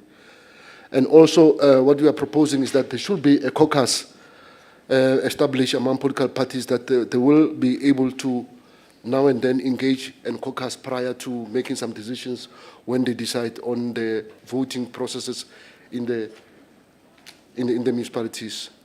Okay. Also, we say that the chief whip of the council should also be able to assist in terms of managing the coalitions. There should be conflict resolution mechanisms as to how you manage a coalition agreement, and also oversight on the coalition agreement. Chairperson, I think this is the draft framework that we have developed as SALGA, that we are saying that in the meantime, while the Cogta and the minister are considering the regulations, these are some of the things that can be, the tool that can be utilized by municipalities to manage and create stability in the coalition governments. Thank you very much, Chair. Thank you very much, Silo. Let's give him a round of applause. Okay. Some very interesting recommendations from SALGA, and that's why we couldn't have this roundtable without the organization who deals with this on a day-to-day kind of basis and also deals with it across municipalities, across metros. If anybody is interested, you can, apart from us sending you the presentation, you can actually Google the SALGA report, and it's got some very interesting recommendations as well. What we can do, Sizwe, sorry to give you more work, maybe what we can do after today, all of the different things I've said for further reading, let's just make a quick list. And then when we send the email out to our stakeholders and to our community members, this can be, if you're further interested, here's a few things to check out in addition to the slideshows, because it is quite important. And also when I see community members who are well informed, it actually brings me joy and energy, because so often the worst happens and people don't know how to reclaim their rights in those processes. So thank you very much to SALGA. If you are from one of our metros, the city of Joburg, city of Ekurhuleni, city of Tshwane, please come quickly chat to Jabu so we can identify you. Also remember, we're live on YouTube, so please share it on your social media. If you can just share that YouTube link. The other thing I'm told is all of the presentations are already on the GPL website. That's the Gauteng Provincial Legislature website. There is a link. I've asked the comms team, they're going to flight it when they're ready to put it up, but we'll also include that in the email so you get everything that you need to get. But please share our YouTube link. And the YouTube link can be found under the Gauteng Provincial Legislature page, and we are live. So you can also show your friends when you do speak, and other members of the organization that this is when you represented that particular element. In the meanwhile, while we're waiting for our metros to identify themselves to Jabu over here, I'm going to invite Municipal IQ to come forward and give us some of their thoughts on what they think is the future of coalitions in Gauteng, yes, in the country, but particularly in Gauteng, and that's Mr. Kevin Allen. Over to you, Mr. Allen. You may not know this, but I am actually timing everybody. So 15 minutes at most, preferably 10, but let's see how it goes, because I also don't want us not to have the information to be able to engage as community members. Over to you, Mr. Allen. Thank you. Thank you, Chair. I was anticipating speaking at 12, but I'm ready to go, so that's fine. As my esteemed colleague from SALGA said, it's hard to come in on the back of very detailed reporting because everyone seems to have already stolen your thunder. But I'm going to try and give some insight from our side at Municipal IQ. Municipal IQ is a data and intelligence organization specializing in local government. We're not aligned to any political party or any other organization. Okay, just by way of overview on the next slide. So what I'm going to attempt to do in this presentation is just provide some context, especially on the PR system, then look at faltering coalitions, go into a little bit of detail on why these coalitions are problematic. Thirdly, look at the cause of instability in coalitions. Fourthly, the role of larger parties in coalition instability. Fifthly, how do we mitigate risks in coalitions? Then looking at protecting municipalities from the worst of coalitions. Number 7, the DA's 5-point plan to stabilize coalitions. And just for clarity, Chair, we're not looking at the DA's 5-point plan because we like or dislike the DA. It's just that their plan just lent itself to some analysis that we wanted to present in this forum. And then lastly, just to conclude, reality testing when proposing solutions to the coalition quandary. Okay, moving on to the next slide. So just in terms of context in the PR system, now I know the HOD as well as the MEC have mentioned this, but just maybe some added comments from Municipal IQ side. So the PR system is how we elect local councillors. It ensures that every party that has more than 0.2% of votes in a local election is able to participate in governing a local council. I want you just to remember that 0.2% number, because I want to shock you with some stats from coalitions on that in a bit. So it's believed by many to be a superior way of governing than the first past the post model, which is what we were discussing in the early days of democracy in this country, whether we would have a PR system or a first past the post system. The first past the post model enables the party with the most votes to govern alone. Okay? So the limits of this first past the post model, if a vote split between a number of parties, the proportion needed to win can be very small. This can be particularly unrepresentative if there's a low electoral turnout. So for example, if there's 4 parties and the vote is split 4 ways, the winning party can win with marginally more than 25% of all votes. That's assuming that all 4 parties get about 25%. Now, it may seem that this is, a system that you wouldn't want, but in a lot of large democracies, the first past the post model is in place. So, for instance, in Britain, so if you have a voter turnout of about 40% at the local level, which you have in Britain, and then a party gets about 30% of that 40%, you can see how unrepresentative that model becomes, which is why we chose the PR system in this country way back in the mid-90s. The PR system attempts to overcome this issue by ensuring that all parties with more than 0.2% of the vote are represented, ensuring wider representation. Okay, and that's either directly, if you're a ward councillor, or proportionally, where each party gets whatever percentage of the votes they obtained in the election, less the proportion of seats they've already got through ward councillors, they get that percentage guaranteed to them as well, okay, in the local council. Now, in theory, this is a great system, and it's, for the most part worked really well. But recently, with the advent of coalitions, this system has really come under increased scrutiny by many observers of local government. Local coalition governments have tested the limits of the PR system. So, the current Speaker of Joburg dumped the previous coalition government and was lured into a new coalition with the promise of high office. Her party obtained only 0.22% of the vote in the last local elections. And just think about that for a second, colleagues. 0.22% of the vote. And this person occupies the second most important position in the biggest city in our country. That cannot be a reflection of democracy at a local level. The PR system has been turned on its head. It was not meant to be manipulated by small unrepresentative parties and unscrupulous larger parties to have governance by a tiny unrepresentative group of individuals.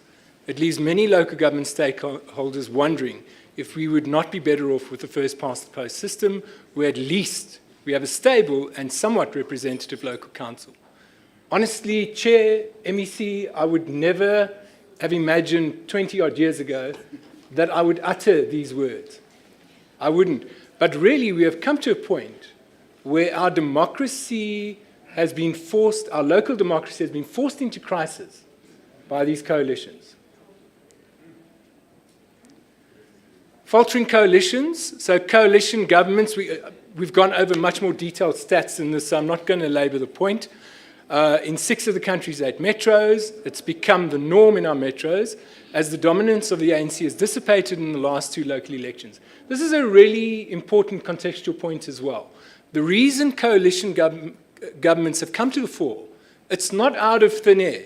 It's because the ANC has lost dominance as the majority party in a number of of local councils. And if we look at trend data on the ANC's performance in local elections, it's trending downwards.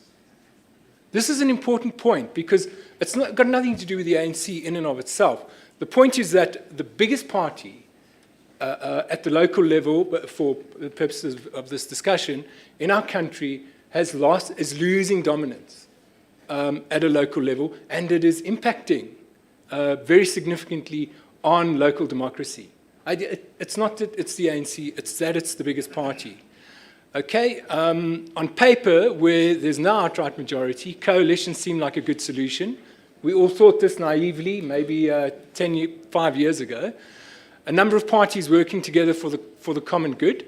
In reality, apart from in some councils in the Western Cape, coalitions have not worked well. They often are seen to be falling apart acrimoniously. And in the case of a failure of a coalition, we can see this results in forcing a change in leadership. It results in political instability. It stalls decision-making, and it impacts negatively on service delivery. And this is just also adding my voice to what both the MEC and the HOD and my learned colleague at SALGA have already said as well. So I think this is really a conclusion that most objective observers would make. The cause of instability in councils, so the risk to coalitions is outsized power wielded by individual councillors, often representing smaller parties, as well as these smaller parties themselves. In our analysis, this is a really important point. It's not the fighting or cut and thrust of politics between large political parties. It is the role of these small political parties, the 0.2% speaker in Johannesburg is an example, but it is the role of smaller political parties and the fact that they are being taken advantage of or being manipulated or coming forward with their outsized agenda for the proportion of representation that they enjoy in a locality. These individual councillors from smaller parties have proven just too easy to convince to jump ship, either with promises of senior positions in new coalitions or outright bribes. Now, there's evidence of outright bribes. I'm going to use the example of Nelson Mandela Bay in a minute, but there's plenty of evidence of outright bribes. And, you know, it's important that we're aware of this as well. So we see literally councillors from smaller parties, not only, but from smaller parties, allowing themselves to be bought and sold, literally, for a monetary value. Not only that, we know that other things are very valuable as well. Positions of members of the mayoral committee, MMCs, chairs of committees, etc., etc. And these are very attractive to smaller political parties because they can also punch above their weight. It means a tiny little party, but look, all of a sudden, Cope has the speakership of Joburg. They must be very important. That's the message they're getting across. Among such individuals and parties, there's little thought for the impact their actions have on a municipality and its ability to deliver services. The role of larger parties in coalition instability, if you're a member of the larger parties, I'm sorry, Chair, you may need to protect me when I say this, but the ANC has made it clear in local councils that it will stop at nothing to regain power in coalition councils where they are in opposition, especially at metro level. The ANC has often exploited the questionable morality of some councillors and smaller parties by promising senior roles or bribing councillors. Note that the arrest of 3 former councillors and an ANC regional representative for giving or receiving bribes to bring down the DA-led coalition in the last political term in Nelson Mandela Bay. Also, the ANC has often been seen to organise disruptive behaviour, example walkouts, votes of no confidence, etc. Chair, it's not only the ANC that engages in such behaviour, but again, the ANC size and power enables it to grind council work to a halt. The ANC has a responsibility as this large, dominant party, even if it's no longer in the majority, it has a responsibility to assist to maintain stability. MEC, I was particularly interested in your comments when you started. You know, in the early 90s, people like me have been around local government for a long time. in the early mid-90s, I also agree. There was this kind of perspective of selflessness, of service. I'm a public servant. I'm here to provide a service to all the residents of a ward, a service to all of a municipal area. And honestly, when you look at coalitions, it just seems that has ended. Everything is weaponized now in a municipality, in a council. Positions, the mayorship, the speaker, these things are weaponized. No, as long as the opposition, the large other opposition party doesn't get it, we'll give it to the smallest political party, even though this person is clearly not suitable. And this weaponization of everything in the council is highly, highly problematic. That really is at the core of this issue. So National Cogta, DCOG, has released a draft code of conduct for councillors. It's called the Code of Conduct for Councillors Regulations, to bolster regulations, which were originally issued in 2001. It includes the prohibition of walkouts in council meetings and penalising unruly behaviour. And really, this is where we've come now, because now we have to provide more regulations to stop unruly, unacceptable behaviour. And that is also evidence of the fact that this behaviour has become just so disruptive. And also, just to talk about the DA, just so as you know, I'm not just being critical of the ANC. The DA is filled with righteous indignation at the injustice of its coalition losses, but they also sometimes seem to assume that it is somehow entitled to govern in places like Joburg and various other local councils, in spite of managing to get only 26% of votes in Joburg Metro in the last elections, and this was 8% less than the ANC's 34%. So no one is entitled. No one has the moral high ground in local councils. And there's lots of complaints among smaller parties in DA-led coalitions of DA arrogance. These should not be dismissed out of hand. Partnerships by their nature are about negotiation and compromise, obviously within reasonable limits. Okay? So no one in these coalition politics, this combative politics in coalitions, no one is getting out scot-free. No one is getting out looking clean. And this is what's happened at the local level, and it's unfortunate. There's no more perspective, no more selflessness, no more I'm here for service, to deliver services to all the people. There's no more sort of integrity around the role of local political players. And that's really unfortunate, and that, unfortunately, is why we are sitting here today. I mean, really. How do we mitigate the risk in coalitions? So the president of SALGA some time ago, Becky Stofile, said parties forming coalitions should be forced to sign coalition agreements and that these should be made public. My colleague from SALGA, you'll see I'm just going to cherry pick some few things from what you said. You've already said it yourself. But again, I'm just being pragmatic and using things for my own benefit. You'll forgive me. Short of these agreements being binding contracts, though, it seems naive to think the risk of public embarrassment might change the behavior of more pliable coalition partners represented by individual councillors. And, Chair, this is a really important point. What can we do here to strong arm, because that's what it's going to take, to strong arm councillors in these coalition-run councils to do the right thing? What can we do? Can we say there's going to be a public agreement and they will be embarrassed enough to say, okay, I can't say this because what will people think? I don't think we can, because I think a lot of players in these coalitions are absolutely shameless, and there's nothing they won't do to further their cause or weaponize some aspect of the work that they're responsible for. The risk posed by flip-flopping mercenary smaller parties may mean the only real solution may well be for residents to vote out smaller parties, or indeed to raise the minimum level of representation required to gain a seat in a council. Time. Okay. Chair, could I have a few minutes? Okay, I will. All right. I'm sorry. Protecting municipalities from the worst of coalitions. Can what can we do to protect the integrity of the local government system and its representativity in coalition-led councillors? I'm not so sure that we'll be able to change the model of local government. And I think possibly that may be overkill. I hear what other learned colleagues are saying. It is an important consideration, but that is a big thing to change legislation.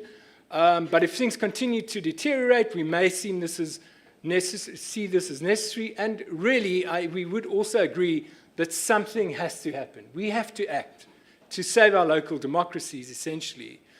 How realistic is the? Okay, I'm gonna stop. I'm not gonna do I was gonna go over the DA's thing, but I'm not gonna do that. Let me just say, in conclusion. You want to hear it, MEC? Okay, Chair, am I okay? Yes. I don't want to. I want to defer to the Chair.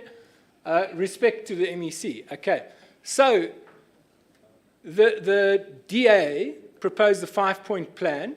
Their 5-point plan was to set an electoral threshold of 1 or 2%, up from 0.2%, for smaller parties to take part in all elections, and then to formalize coalition agreements legally and include a conflict resolution procedure, and then establish an independent registrar of political parties, extend the time period from 14 days, and then limit motions of no confidence. Now, really what has been said here actually agrees with most of this.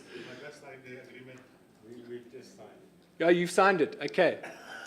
You were setting me up. Okay. So, reality testing and proposing solutions in the coalition quandary. Small parties are going to be very opposed to shifting up the 0.2% to 2%. I think the legislature has to be ready for this. I think a fight is coming on this ground. But really, I do think if you can get it through, it really will just clean up a lot of things that are challenges.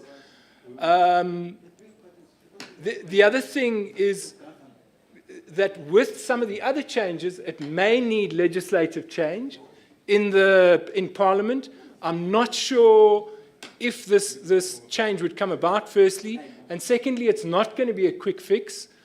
And ditto for the ANC's for the DA's proposals to establish a registrar or these other things. And then very quickly, in 1 minute, Chair, if I may. The most realistic suggestion is probably the DA and SALGA's proposal that all coalition partners sign a legally binding coalition agreement. We make that public. But it is, for me, a little bit unclear whether such an agreement would be enforced legally. Again, these coalition partners are shameless. They will wriggle out of anything. And we've seen that. We've seen in the way the flip-flopping happens and people jump ship. The most spurious excuse comes to the fore. So could we enforce this legally? I'm not so sure. And can we expect smaller parties to simply honour such contractual agreements, not based on their current behaviour? Chair, I'll stop there. Thank you for your indulgence. Thank you. Thank you very much. Kevin, a huge round of applause there. I think just before I allow the MEC, I think it was important, and that's actually why we definitely wanted to have municipal IQ here.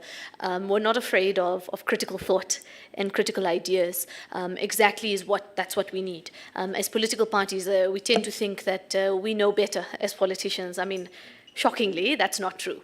So it is definitely an open space, and I think we'll definitely have you back, because some of these things I think you saw we were already debating and discussing, because this is something we talk about all the time, and it really is something that we need to really push forward. I'm going to allow MEC, because I think he's burning to say this point, and then we're going to move to the next one. Don't worry, everyone's going to have a chance to speak during that session there, but MEC, quite quickly.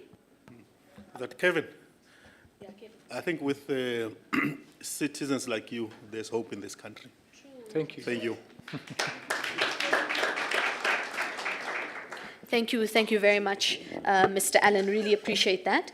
You're going to see the portfolio committee again, I know. We'll probably invite you again where we can really, because today's session is less about us talking and more about listening. So I think we see where Lebo, the next time we're going to come there, maybe have a more closed session so we can really fight it out in a positive way, so that we come to something that's not just a byproduct of big parties deciding what needs to happen, because I think you saw, and I'm about to introduce him, Honourable Dlamini was also a bit like, you big parties are going to bully us. So it is important that we find a better way forward. Thank you very much, Mr. Allen.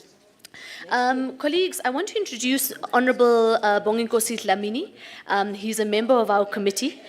He also chairs the Oversight Committee on the Premier and the Legislature, and I sit in that committee as well, but it's important because a fair amount of what we're going to decide on today and in the upcoming months is actually going to feature at OGPOL. So we are very lucky to have the chairperson of that committee here with us as well. Let's just give him a round of applause to welcome him.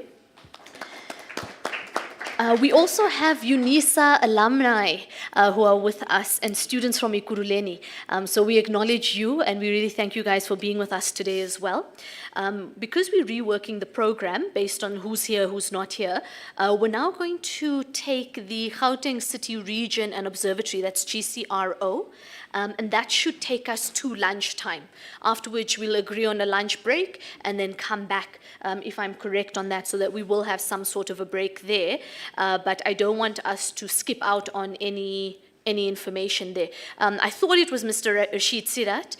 He's going to start that process, and then one of his colleagues will also be joining us. I think it is just important to note, for purposes of understanding what GCRO is going to tell us, they are an entity that falls under the Office of the Premier, if I'm correct. Yeah, you'll explain. And that's why it's also quite important in understanding the role that GCRO can and will be playing in the future. So huge round of applause for Mr. Sidat. Good morning, Chairperson, Honourable Chairperson, Honourable members of the committee, the MEC. Thank you very much for the opportunity this morning. It's about it's almost this afternoon. We're hitting 12 o'clock. So my name is Rashid Sidat. I'm the Executive Director of the Gauteng City Region Observatory. The GCRO is a partnership between the Gauteng Provincial Government, represented mainly by the Office of the Premier, Wits University, the University of Johannesburg, and SALGA in Gauteng. So we're quite a unique entity, known as an urban observatory. And we've been in existence for just 2 months short of 15 years now. One of our flagship projects is the quality of life, and I think many people would have seen it over the years. We've done 6 iterations. We're about to commence our 7th iteration. But I'm not going to do the presentation. I'm going to call on Timbani Mkize. He's a researcher at the GCRO focused on governance issues, and he's going to foreground the presentation with some issues around what's happened in previous elections and so on, and then take us to the kind of levels of satisfaction in the community around governance issues, particularly local governance. So over to you, Timbani. Come over here. Thank you. Thank you, Chair.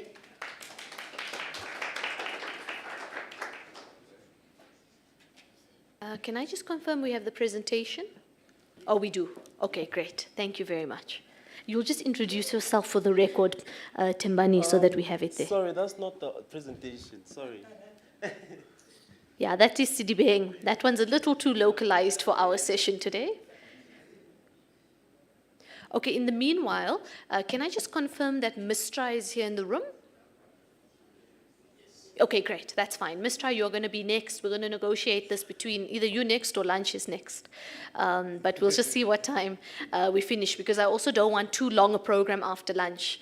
Let's all be honest. The itis after lunch might knock all of us. So let's just manage when we do that. But Mistra, you'll probably be next based on that, and that's quite nice, because then after lunch it's really a focus on our organizations and our stakeholders and what they think and what they suggest.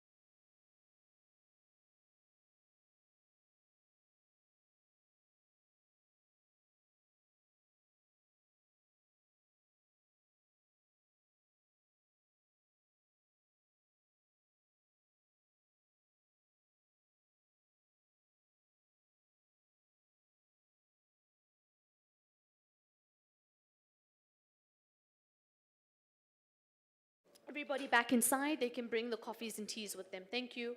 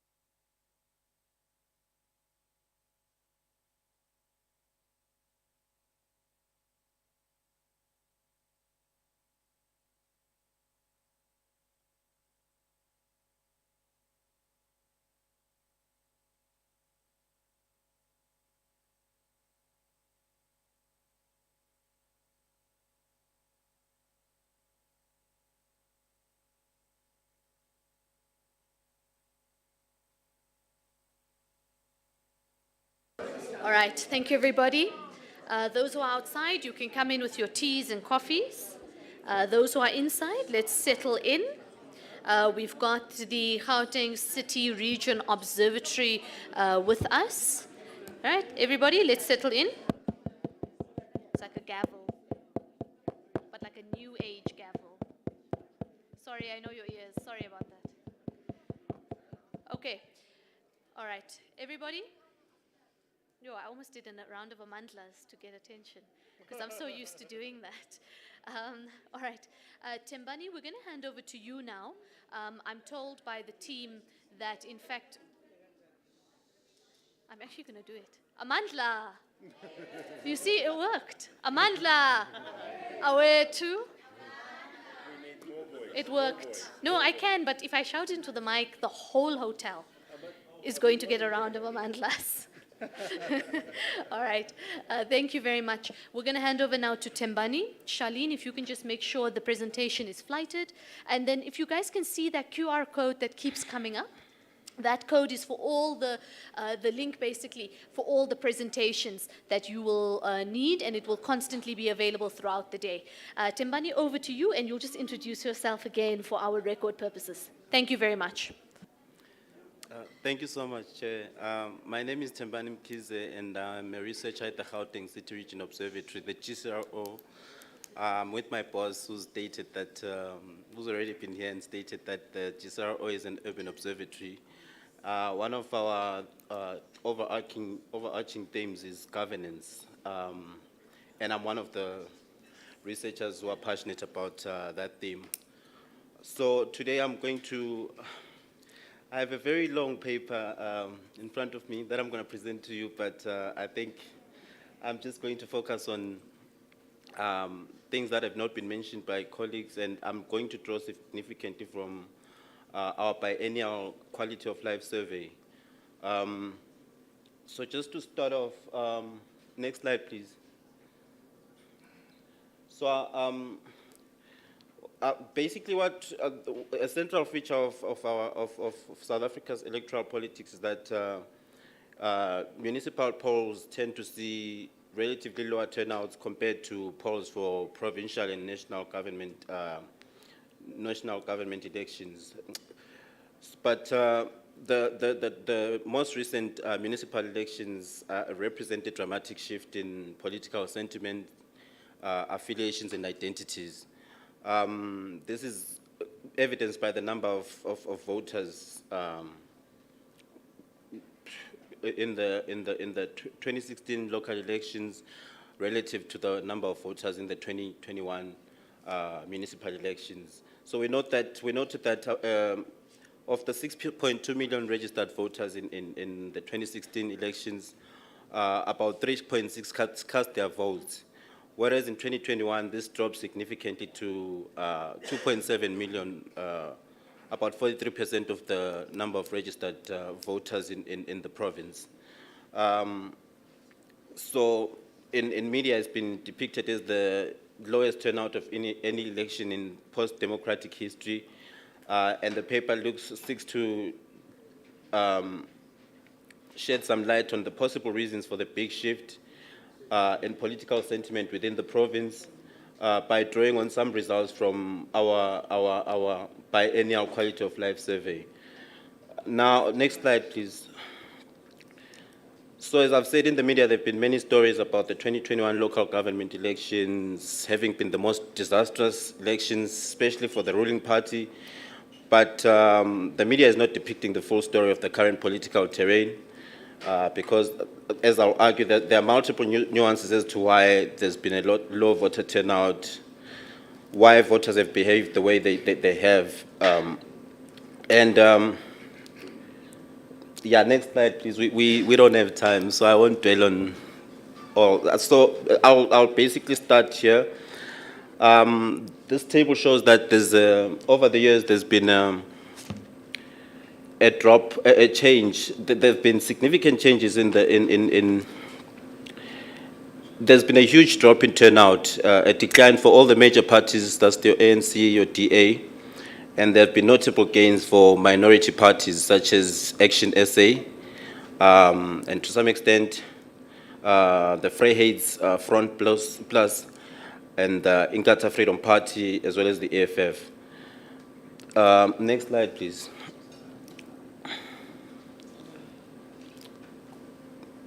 So, I've also done, this slide speaks to the distribution of missing voters across Gauteng in 2021. The percentage of registered voters who did not vote, or the missing voters or the registered non-voters, was not evenly distributed across Gauteng wards. On the surface, what we see is that all wards show relatively high percentages of registered non-voters because most are above 40%. But below the surface, the highest percentage of missing voters were registered in various non-white sections of sub-places across the province. That's your township areas, such as Soshanguve, Mabopane, Katlehong, and Soweto, your inner city areas like Pretoria Central, Johannesburg Central, informal settlements such as Diepsloot, and the more rural areas such as Bronkhorstspruit and Hammanskraal. These are traditionally the political heartland of the ruling ANC. But I noted with interest that areas that are traditionally governed by the main opposition, thus the Democratic Alliance, the DA, enjoyed much higher percentages of registered voters.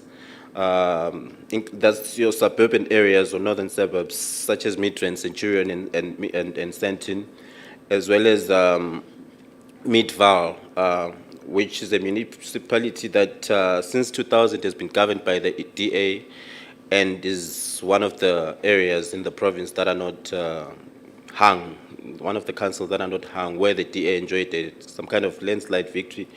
Next slide, please.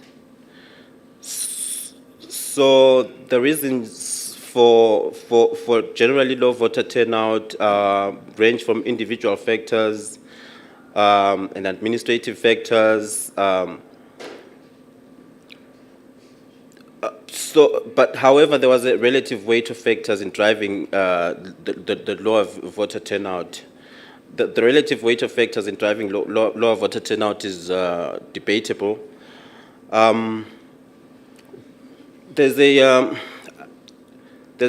was a telephonic survey that was conducted by the two scholars in 2021 around the time of the elections. Just below 4,000 telephonic interviews with both voters and non-voters in 5 of South Africa's 8 metropolitan municipalities, where they were asking respondents about their participation in the 2016 and 2021 municipal polls, as well as in the 2019 provincial polls. And their study found that the low voter turnout was driven by 5 factors, namely individual factors. People were too busy on election day. They were constrained by poor health. It was around the time of COVID, or care responsibilities. And there were administrative barriers. Some people did not have IDs, had issues with IDs, and there were long queues at voting stations, and there was a fluidity of voter attitudes, dissatisfaction with local government performance, disillusionment and disinterest, as well as a lack of political alignment. People were unable to find a political party to identify with.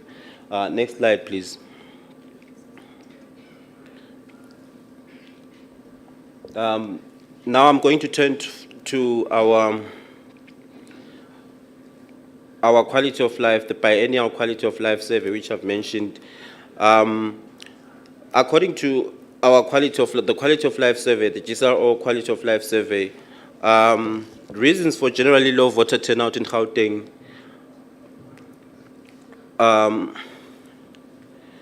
There are sliding levels of satisfaction with all in all spheres of government. As I've mentioned, that the Gauteng City Region Observatory Quality of Life Survey is conducted every 2 years, is biennial, and it gives a unique perspective on changing political attitudes and perceptions in the province.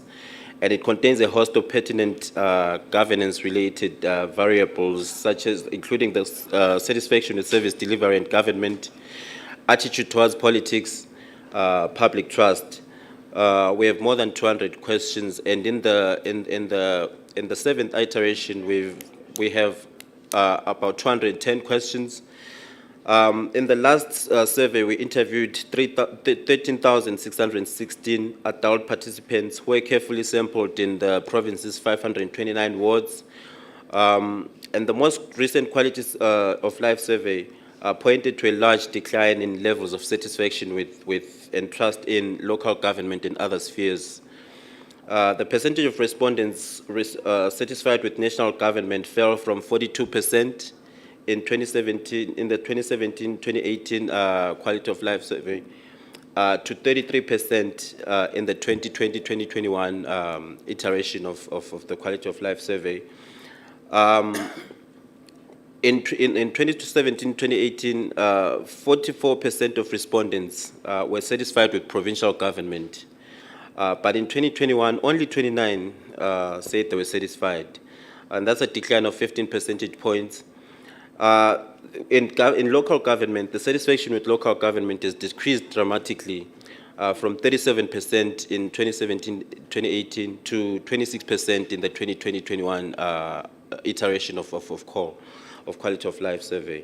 And the dissatisfaction has also increased dramatically from 44% in the 5th quality of life survey to 57% in the most recent quality of life survey. So the large decline in levels of dissatisfaction may have negatively impacted the voter turnout and who Gauteng residents voted for. The next slide, please. So these are the next slides are just basically graphic illustrations of what I was talking about. We note that there's the sliding satisfaction with government, as I've said. The satisfaction with national government has dropped significantly since the 2017-2018 call survey. Next slide, please. The same with provincial government. The satisfaction with provincial government has declined the most, despite apparent gains in the 2017-2018 iteration of the quality of life survey. Next slide.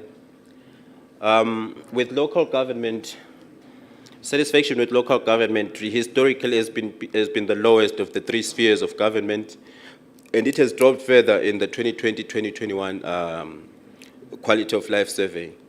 Next slide, please. Now, these are just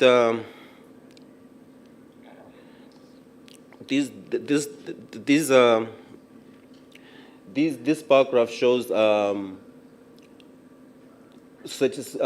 levels of satisfaction with local government since the first iteration of quality of life survey. We note that the satisfaction with local government has been fluctuating, but there are low levels of satisfaction with local government. There have been low levels of satisfaction with local government over the years, in the past five iterations in the past 6 iterations of quality of life survey. I'll speak to Mfuleni, which recorded the lowest levels of satisfaction with local government, where it was 9% of residents in Mfuleni, of the respondents, only 9% were satisfied with local government. Next slide, please.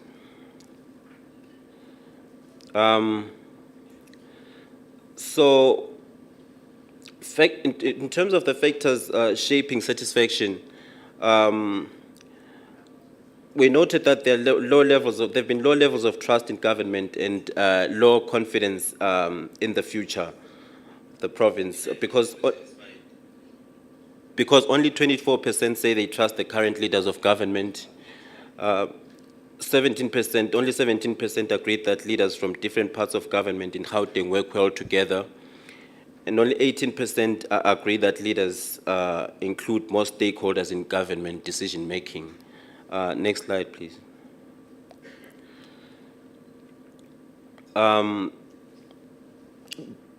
What we also noted was, in terms of the factors shaping satisfaction, was that there have been concerns around corruption,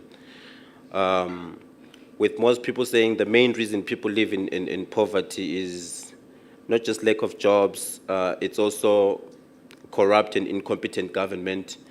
And when people were asked what government is doing the worst at, 52% of respondents argued that government was doing the worst at job creation. This followed closely by concerns around corruption. 18% said government is failing at keeping at steering clear of corruption and or as well as implementing measures against corruption. Next slide. I'm almost done, Chair. I know I'm taking very long. So what we also did was we looked at the performance of the main parties between the 2016 local elections and the 2021 local elections. So we demonstrated this via dot density maps. What we see from those maps is, at first glance, the ANC and the DA, the main parties, remain the most popular parties within their strongholds. The ANC has a presence in suburbs, but still predominates in township areas, in informal settlements. The DA has a presence in townships, but still dominates in suburban areas. There's very little evidence to suggest that the ruling party has grown in suburban areas, or that the DA has grown in township and informal areas. But overall, the lower voter turnout and declines for established parties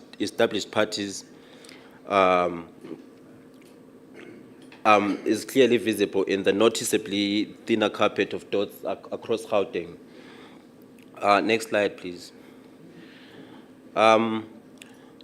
So this is a zoomed-in version showing the performance, the voter turnout for the four main parties in the last elections. So I'd say for 2016 it was three main parties: the EFF, the ANC, and the DA. And for 2021 it was four parties. That's the EFF, the DA, the ANC, and Action SA. So zooming in on an area of interest focused on Soweto in the northern suburbs of Johannesburg makes the decline in voter turnout and losses suffered by big political parties all the more visible. Next slide, please. I think, so... Okay, I need you to wrap up. Okay, I Temane. think this is going to be my last slide. So, in terms of the performance of the main political parties, what we argued as the GSR, what I argue, and what hopefully my colleagues argue as well, is that in the last elections, the Action SA was arguably the biggest winner in the sense that, I mean, they achieved success in township and informal areas. This is a very new party, and you know, the township and informal areas, as I've said, are traditionally the stronghold of the ruling party, and they also achieved success in suburban areas, which, as I've mentioned, are the stronghold of the DA. Action SA also has a clear presence in Soweto, Katlehong, Inner City Johannesburg, Pretoria Central, Alex, Soshanguve, and Hammanskraal. It gained 10.4% of the vote in Gauteng, notwithstanding the fact that it did not compete outside Gauteng's three metropolitan areas.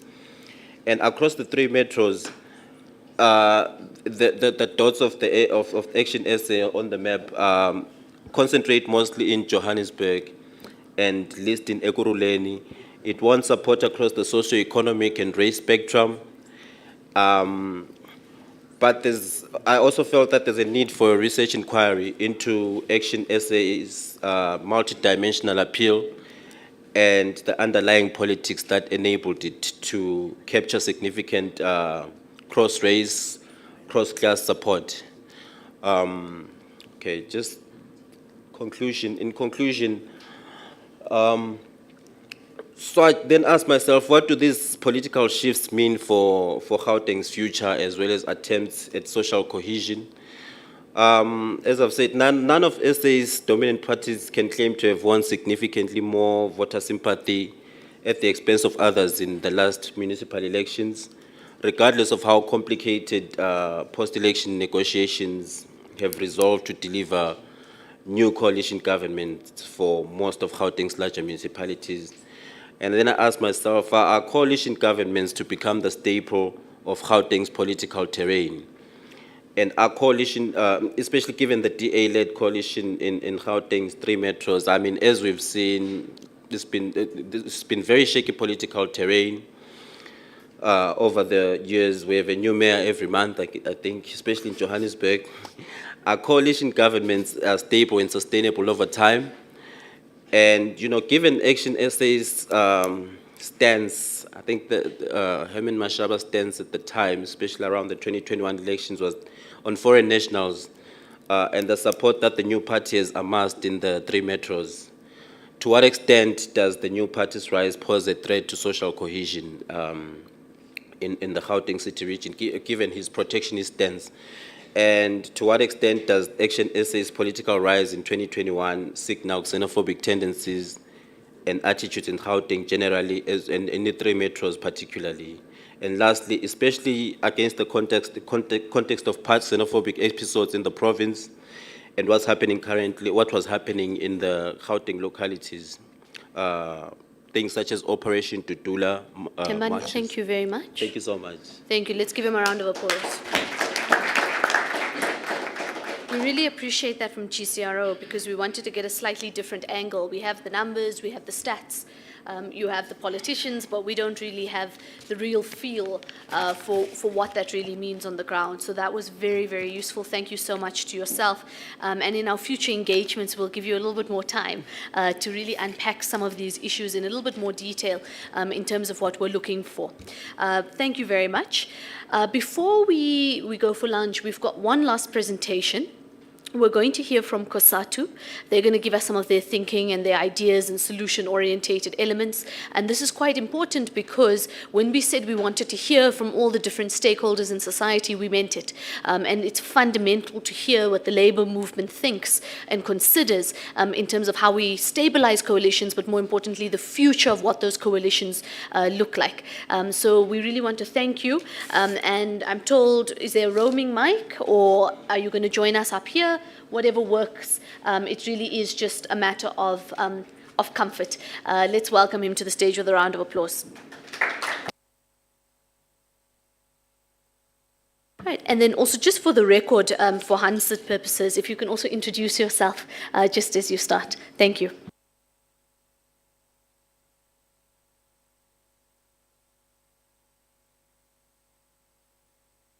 You've definitely got to press the button for it to count. So I'm not too sure as to whether I must say honorable because I'm coming from a different world than you honorables. You can see we don't even have a presentation. We did not know why we were here. So we just knew that we must come here, and then they decided that the chair must lead the delegation. Let me just be honorable and say, good afternoon, honorable chair and honorable members, honorable MEC. Our point of departure as workers who has a first-hand experience in coalition government is that coalition governments are very disruptive. Seriously disruptive. They even disrupt our lives as workers. We find it very difficult to operate within a government that is led by a multi-party coalition. And I think when we're framing our discussion to come and discuss here, we frame it on the basis of the number of coalitions that we have in the world. Going to Europe, you do have 27 almost coalitions in Europe. In the Americas, we've got almost 9 coalitions. In Asia, we've got almost 16 coalitions. And in Africa, we've seen 12 coalitions. The South African, it's a unique and peculiar coalition. They've not yet even moved towards going to national. It's something that we are going to see. And when you look into all of these coalitions, I'm just going to give you the very disruptive coalitions in the world. I mean, the first thing that when you go to Europe, you know that we've got a very disruptive coalition in the United Kingdom. So at some point they go to elect the prime minister today after 3 weeks. One prime minister lasted for 7 days, like it happened in Swan. So a very disruptive coalition. And when you can also go to Spain, in fact, in a period of 4 years in Spain, they had 4 elections. So you can appreciate that coalitions, to a larger extent, are just not sustainable. Just closer to us, if you go to Lesotho, you can appreciate that in Lesotho they can go to an election every year.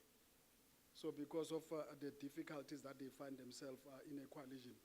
So another coalition, you can go in Asia, you can go to Israel. You know, Benjamin Netanyahu can be a president or a prime minister, and it can last for 15 months is enough for Netanyahu, as long as he's not terrorizing, as long as he's not terrorizing the Palestinians, then he can then stay in power. So he goes there 15 months, we go to an election, and then he comes back, or somebody else take over coalition government, and then from then on, Benjamin Netanyahu will come back again. I think one coalition that we can point as a coalition that is a bit progressive, a little bit progressive, is a coalition government in Denmark, which was also reflected by one presenter. I think having said all of the above, then we can come to South Africa with its own peculiarities. I mean, if you appreciate the history of South Africa, we are coming from apartheid. We are still new. We are a young democracy coming from an apartheid era. And in that era, we were governed through a coalition of, colonization of a special type, which had, we're staying with the colonizer, and then the colonizer made all those arrangements which we saw, which Comrade Mzee has articulated that when they came in, they had to deal with that legacy. But then that legacy has created squalors in residential areas of black people. So whatever thing that you do, you need to come to undo what apartheid has done in black townships, and which was a biggest issue. But then when you come back again to South Africa, you look at ideological issues when you deal with coalition governments. We do have all different political parties following a particular ideology and following a particular policy. And some of the political parties do have policies that are excluding, so they may say that and at the most, these political parties are excluding blacks at the most. So then you do have that, and their policies are specific. Even some of the lobby groups in our country, that they are specific in what they are doing. Whatever thing that they do, they are targeted at whatever progressive policy that arises, whether in a municipality does not benefit the majority of our people, and those people are black people. Then there's an issue of personalities as it relates to coalition government. So I like this person better than the other person, or I hate this organization to the extent that I cannot govern with them.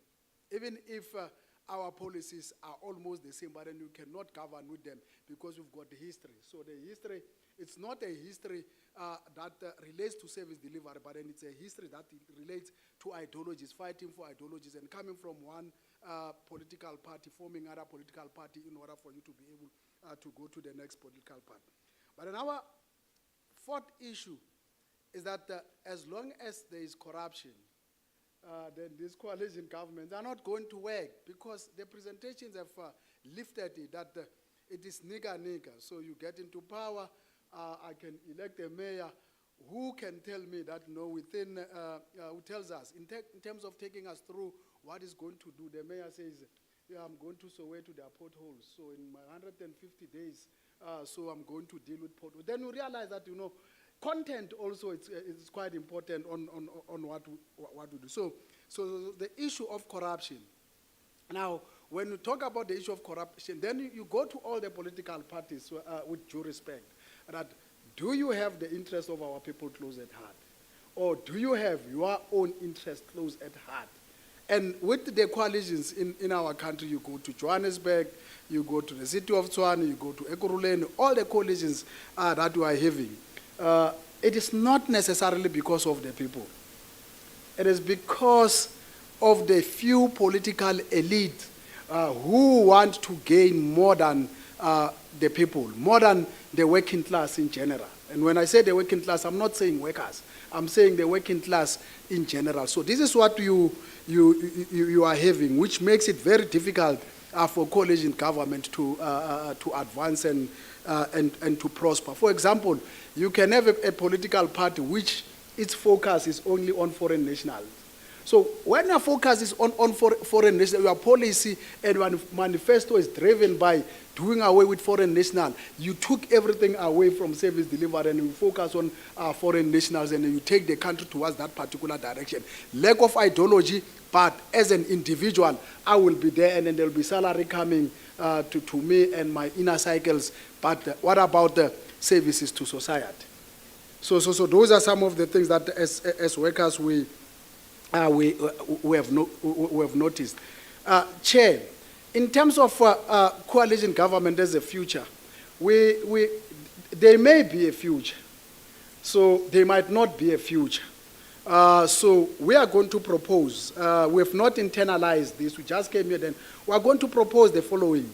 The first thing that must be done is electoral reforms, particularly at local government. So you need to have an electoral reform.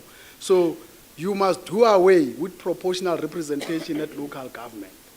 If we are to be honest, if we are not having a proportional representation at local government, there will be one party that has won the elections, the local government election from 2016, 2021. But then because of proportional representation, one party can have as many councillors as you want, but then will not have the PR councillors, and then you end up losing to smaller parties that are currently in all of those municipalities. We think this is the first point that we need to do on proportional representation at the level of local government. I want to agree with the HOD that you see in our country there is a problem. When there is a problem, we want to develop legislation. Or in political parties, when there's a problem, you want a political school. So political school and legislations are not going to solve service delivery problems.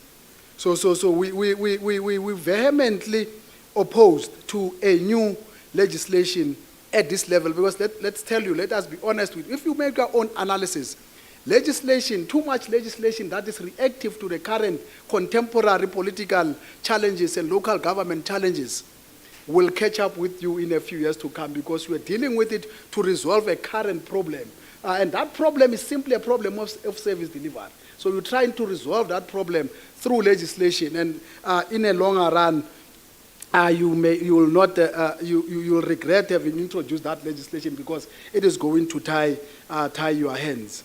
So we also want to propose, in the absence of legislation, that the coalition, you must form what we call a coalition coordination committee, wherein all of those who are in a coalition will sit around the table and agree on how are they going to manage the coalition as opposed to the current situation, and as opposed to legislation. And then lastly, reflection by political parties as to whether they are interested in the importance of the lives of our people, as some of them purport to be interested in, yet we know that they are not interested in the improvement of the life of our people. They are only interested in filling their pockets at the expense of the working class and the poor. Thank you very much.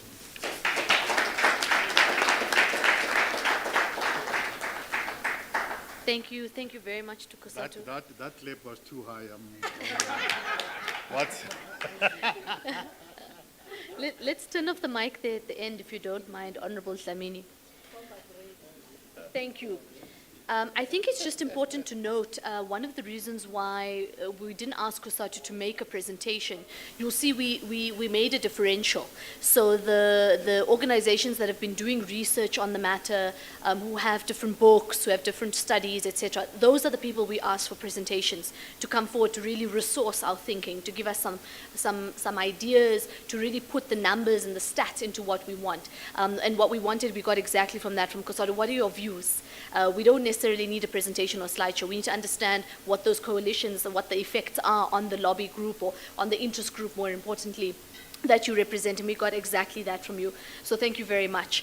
All right, colleagues, we're going to go to lunch now. It's 12:45. Let's take a 45-minute lunch break. So let's be back at 1:30, and then we can get into it. And then we'll start with Mistra, and then we'll go into the different groups. And the afternoon session is more to hear from you guys, less about us speaking. All right, see you all after lunch. Thank you. 1:30.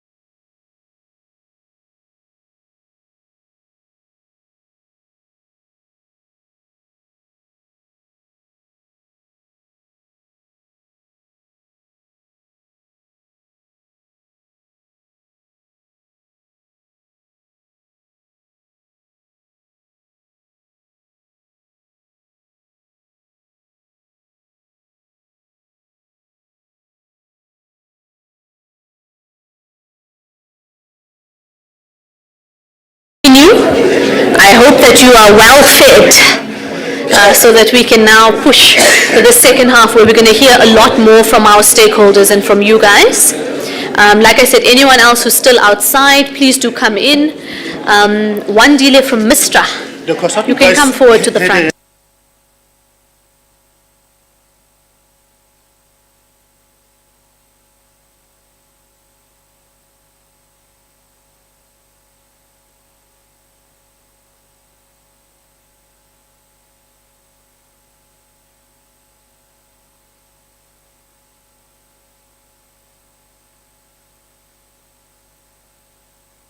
Right, colleagues who are outside, please make your way back in.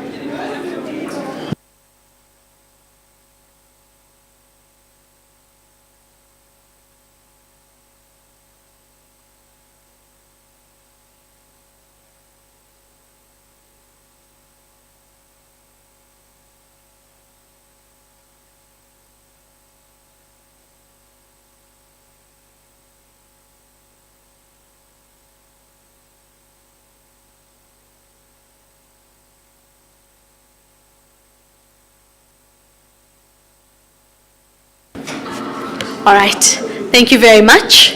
One delay, if you can maybe just introduce yourself for the record, tell us that you're from Mistra, and then you can go straight into it.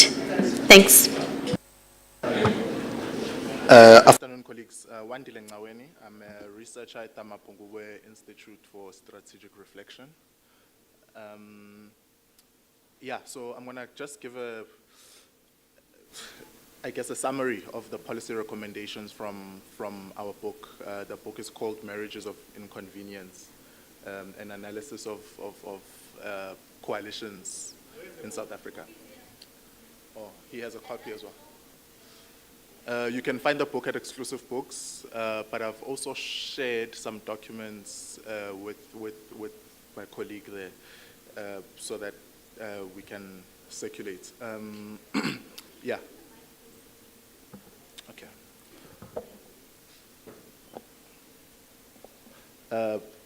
I guess at first I must actually say I applaud you, Fasia, because I know in different engagements I've asked you about youth's involvement and the youth conversation, including the youth in this conversation about coalitions. And I see today that young people are very present.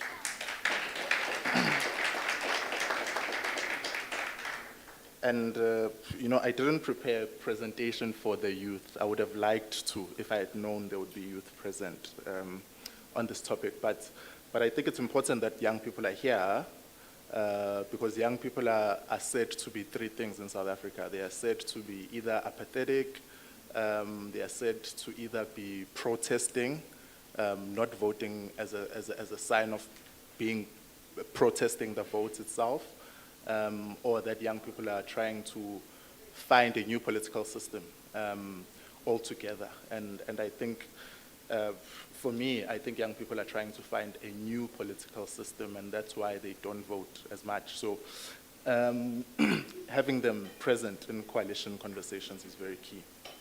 So the key findings on this book that I'm going to speak about here, I'll be very brief in order to also minimize being repetitive. Some of the things have already been spoken about. So some of the key findings from the book are that coalition governments are a product of the people's will in a democratic system. So the electorate registers a lack of overwhelming and outright majority confidence in any single contestant party in the election, which is what they are. And coalitions are, by definition, not permanent governance institutions, but yet stability and cooperative, constructive governance can be optimized through coalitions. And in the case of South Africa, this may be achieved through attention and some legislative reforms.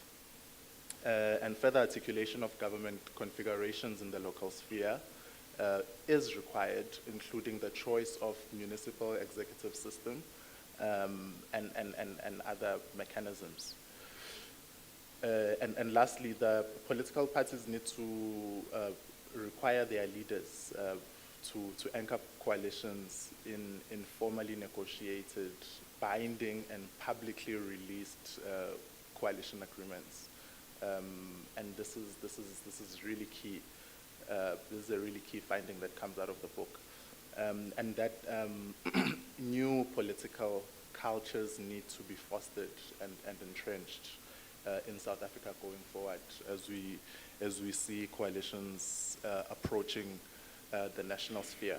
So policy recommendations that come out of the book anchor on three things, and I'll try and be as brief as possible. So they anchor on political culture and the practice of parties, the negotiation and establishment of the coalition agreement, and coalitions in government, the stabilization and the democratic operation of coalitions and governance. So political imperatives for political culture and the practice of parties in coalitions include, so there's a need to foster inter-party willingness to compromise with a view to citizens' interests. This is to promote a culture of accepting cooperation in the public interest rather than political interest. And this point has been spoken about, I think, through everyone's presentation. The control of party political interference in municipal management, especially from higher party structures, has been flagged as a toxic trait that comes out of this, and we've seen this in coalitions in Ekurhuleni, Tshwane, across all political parties. We've seen the DA interfering, we've seen the ANC at the top interfering, and even the EFF has interfered in municipal and local level coalitions. So a third recommendation is to establish mutual faith between parties that enter into coalitions, or enter into coalitions only with people that you trust. This is very important, and we see them going into 2024. The SG of the ANC saying how much they don't trust the CIC of the EFF. So already we have an issue where we're going to see coalitions that are not from a place of trust. Formalize the exit clauses to manage instances where differences cannot be resolved, including when there are internal changes in political parties. Discourage abuse of provincial control by placing discourage the abuse of provincial control by placing under administration the councils that are under the control of another party. So we also see this tool being used in different ways by different parties. Parties need to establish internal discipline over their councillors to prevent abuse of, for example, the secret ballots and motions of no confidence. Secondly, so the second one, negotiation and the establishment of coalition agreements. These are the policy recommendations that we make. Enter into formal coalition agreements as a prerequisite to constituting a coalition government. Again, this is around the issue of trust, and you need to make them as binding as possible, so that parties do not necessarily, because parties right now are not necessarily bound by the coalition agreements, whichever ones that exist at whatever level. And I know speakers here have someone has said they don't necessarily believe that coalition agreements would be fruitful, but I guess this is a place to start, especially if if they are binding. across the partners. The allocation of portfolios and executive positions needs to be reflected in the agreement, and these details need to be announced publicly. Again, this is a common cause in coalitions that are successful across the world. The coalition agreement should contain clauses that deal with policy matters, especially those that affect the parties nationally and locally. And if policy interventions are especially stated, this will help to prevent unanticipated new demands that come up during a coalition term. And to allow sufficient time for the negotiation of coalition government agreements based on the criteria determined by an independent agency. I know the chair and a couple of speakers have also spoken about the short-term period that exists. In this case, I think it's about 2 weeks. That is in the Municipal Structures Act, that you need to constitute council, but it's not enough. So there needs to be some time to rethink that. On coalition management, we say, on managing coalitions, we say that we need to position inter-party policy coherence or convergence as a requirement for entry into proposed coalitions. So inter-party coherence, some level of policy coherence, so that you're not all entirely opposites. You are bound to clash in that manner, in that case. And establish coalition causes, establish coalition caucuses with rules on meetings and operations. A previous speaker, I think, has spoken to that as well. Make provisions for authoritative coalition governance mechanisms, including mechanisms for resolving inter-party disputes, codes of conduct, and communication strategies. These are some of the policy imperatives that we do around, that we suggest around negotiating and the establishment of coalition agreements.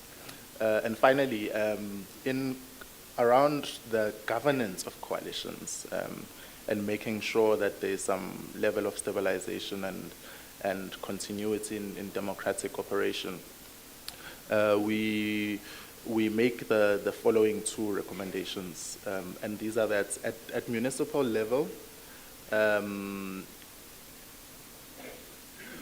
needs to be an option for, at municipal level, we need to opt for a collective executive system instead of a mayoral executive one.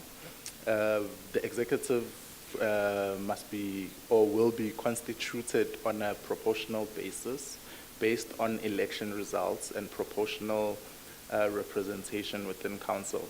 And again, this is already permitted in the MSA, and the legislative change would prescribe this executive form, in the executive form, rather than have it as an optional alternative to a mayoral executive.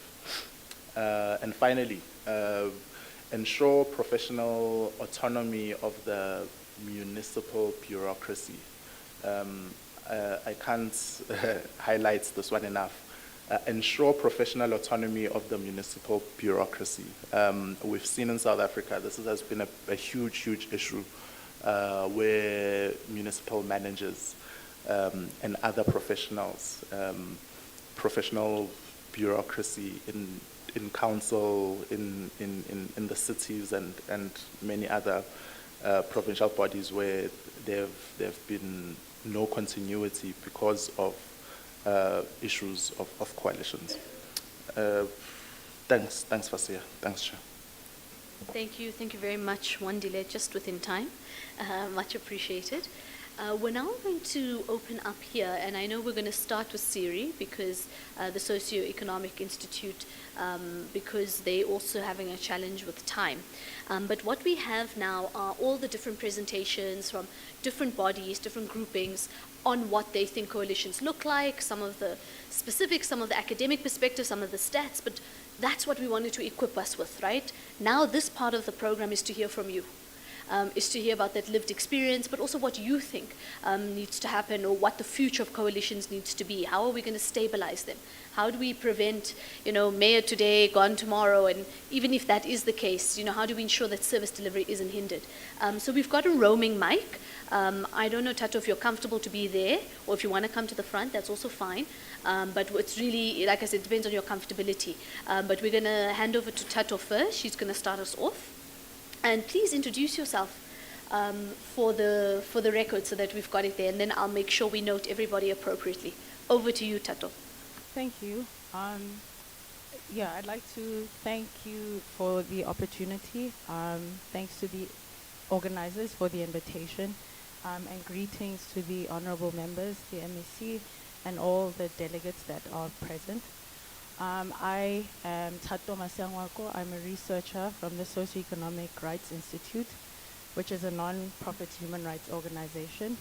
We work with communities, social movements, individuals, groups, and other non-profits in South Africa and beyond to develop and implement strategies that challenge inequality, and hopefully we can realize socioeconomic rights. And so a key part of our work is on issues of access to housing, basic services, security of tenure, as well as public participation. So a lot of the groups and communities we work with often try to engage with their local government through the available channels, which often they find are non-existent or unable to hear their calls. We also form part of a recently formed convening on local governance, which involves other NGOs like the Sandler Institute, Plan Act, Ephesus Core Plan, and others. And this convening sat recently at the beginning of this year to look at the root causes that are affecting local government. And while this is not specific to coalition governance, 3 issues have been raised in particular from that gathering. There's been a concern particularly with the issue of culture and values, which refers to the people that are working in local government, the type of leadership that we have in local government, and in particular, ethical or unethical leadership. A second issue that's come out of that gathering is about, municipal budgeting and public participation. The HOD's presentation was very illuminating in this regard, reflecting on how turbulent coalition governments adversely affect local governance in terms of being unable to pass budgets in time and ultimately deliver basic services. The third issue that gathering is also identified is the issue of party political interference with local government, which I think a number of other speakers have raised. I just want to also flag that the disclaimer is that we're not experts in local governance. So we don't claim to speak from that perspective, but of course we can share some of the views and experiences that we have from the work that we do with communities who are often the poorest and most vulnerable in our society. And I think as an important backdrop to coalition governance is to firstly remember that local government as a whole is poorly functioning. I think recent reports by the Auditor General point out that only 41 of the country's 257 municipalities, so that's 16%, receive a clean audit. So at the very base level, local government is performing very poorly. But if we add coalitions and the turbulence that this brings to local government, you can understand how that picture is made increasingly dire. We share the concern that has been raised by a number of the previous presenters, and I do want to thank everyone that has spoken previously. We also look forward to reading the report, the study that was commissioned, because it does, I think, share a lot of information that we would like to understand a lot more about. But overall, our concern with coalition governments is that it has given rise to a nature of politics, and I think this has been mentioned by other speakers, that is preoccupied with party politics as opposed to issues of the common good. So what is affecting people on the ground? People need houses, people need access to land, people need water, people need their refuse collected. These are very basic things that people need, but oftentimes they find that they're dealing with a local government that is completely hamstrung. We work in urban areas, mainly the city of Johannesburg has been our experience in particular. And it's almost impossible to get anything done. And this is with communities that attend frequent meetings and do all that they can to engage with their local government. But the officials that we engage with are often, I guess the best way to describe it, they have their hands tied because of a very turbulent political situation. So they don't know how long they'll be in their positions for. And it's very hard to get things done against that kind of a backdrop. In the city of Johannesburg, for example, since 2021, depending on where you count from, there have been at least 5 changes in the mayor. I think one of the mayors sat twice in that period. And so that's just in 2 years. And so ultimately for us, we share the view that has been shared by a lot of other people. Coalition governments, the way that we're seeing them play out at the moment is very disruptive and does give rise to a kind of politics that is less concerned, again, with the issues of the common good and more concerned with like that bargaining for political benefit. That, of course, is at odds with our vision of a state that is capable and pro-poor and really operates in line with the vision of our constitution. I think what I appreciate, which has been shared by our colleagues from GCRO and also from COSATU, is the very harmful nature of the politics that emerges when parties are vying for these kind of seats. So in the city of Johannesburg, for example, we've seen the rise of organizations like Action SA and Patriotic Alliance, which on the one hand, you know, they may claim to speak for the poor, but they also preach a kind of politics that is very divisive. And so our experience of that has been, you know, where we have poor people who live in the inner cities subjected to raids on the whim of whoever is the mayor at the time. An example is, you know, the MMC for Transport, Mr. Kenny Kunene, who was acting mayor for like 2 days. And in that time, 24 hours, and he decided to conduct unlawful raids. This is after Siri took the raids that were done under former Mayor Herman Mashaba to court. The High Court and the Constitutional Court declared those raids unconstitutional. But we have someone that goes into office for 24 hours and conducts unlawful raids and demolishes buildings with very little regard for the human life that he's affecting, all in the name of, you know, cheap political point scoring. So that is our concern. Our concern is about what kind of politics this kind of turbulence gives rise to, and what comes at the expense of that. But yeah, I do thank you all for your time, and I'm especially thankful for the presentations. Thank you very much, Tato. Also quite important to have heard from Siri, who's very involved with a number of issues, most of which human rights related on the ground. We had invited some of our universities. I think they were unable to come. So in our next engagement, we'll make sure we have that academic element and some of those other metros. Our young people standing there at the back, there's a whole table here. Come sit here so then I can see everybody. But also because then the venue doesn't look empty. And when we submit everything to the Auditor General, it doesn't look like wasteful expenditure. Because everybody was here. I'm now going to note hands from anyone who wants to speak. Yeah, sit here, don't worry. In fact, those who are at this table, I'll note them first as an incentive to get you guys to come in the front. But yeah, let me see hands. I'm going to note everybody, and then if it's a lot of hands, we might do it in 2 or 3 tranches. I'm going to stand up to make sure I don't miss anybody. All right, number one. Okay, you're good. Number one. Number two. Number three. Any other for this round I've forgotten? I got you as number three. Okay, that's excellent. When you speak, please introduce yourself. You can tell us where you're from, or just so that we have an idea of where you come from, or if there's an organization. If not, it's also fine. Any language also, that's also important. You guys can speak in any language. It's a safe space. You can say anything you need to say. The whole point of today's engagement is to hear from you guys. Over to you. Thank you for the opportunity. Thank you for the opportunity. My name is Taton Chablen.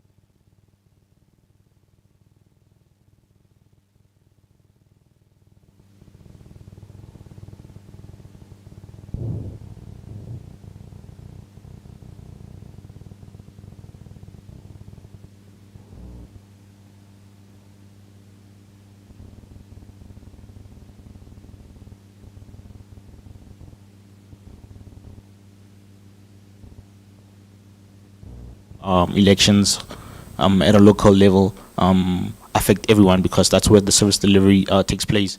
So my suggestions will be perhaps we should advocate for a changing of legislation in terms of the periods in which we vote for local elections compared to the national elections. The national elections, I think, taking place every 5 years, I think it's fair. But at local level, I think the pace at which we need to hold our political parties needs to be accelerated, and we can only do that if we perhaps change the legislation to make the local elections be held at perhaps every 2.5 years compared to the 5 years at national level.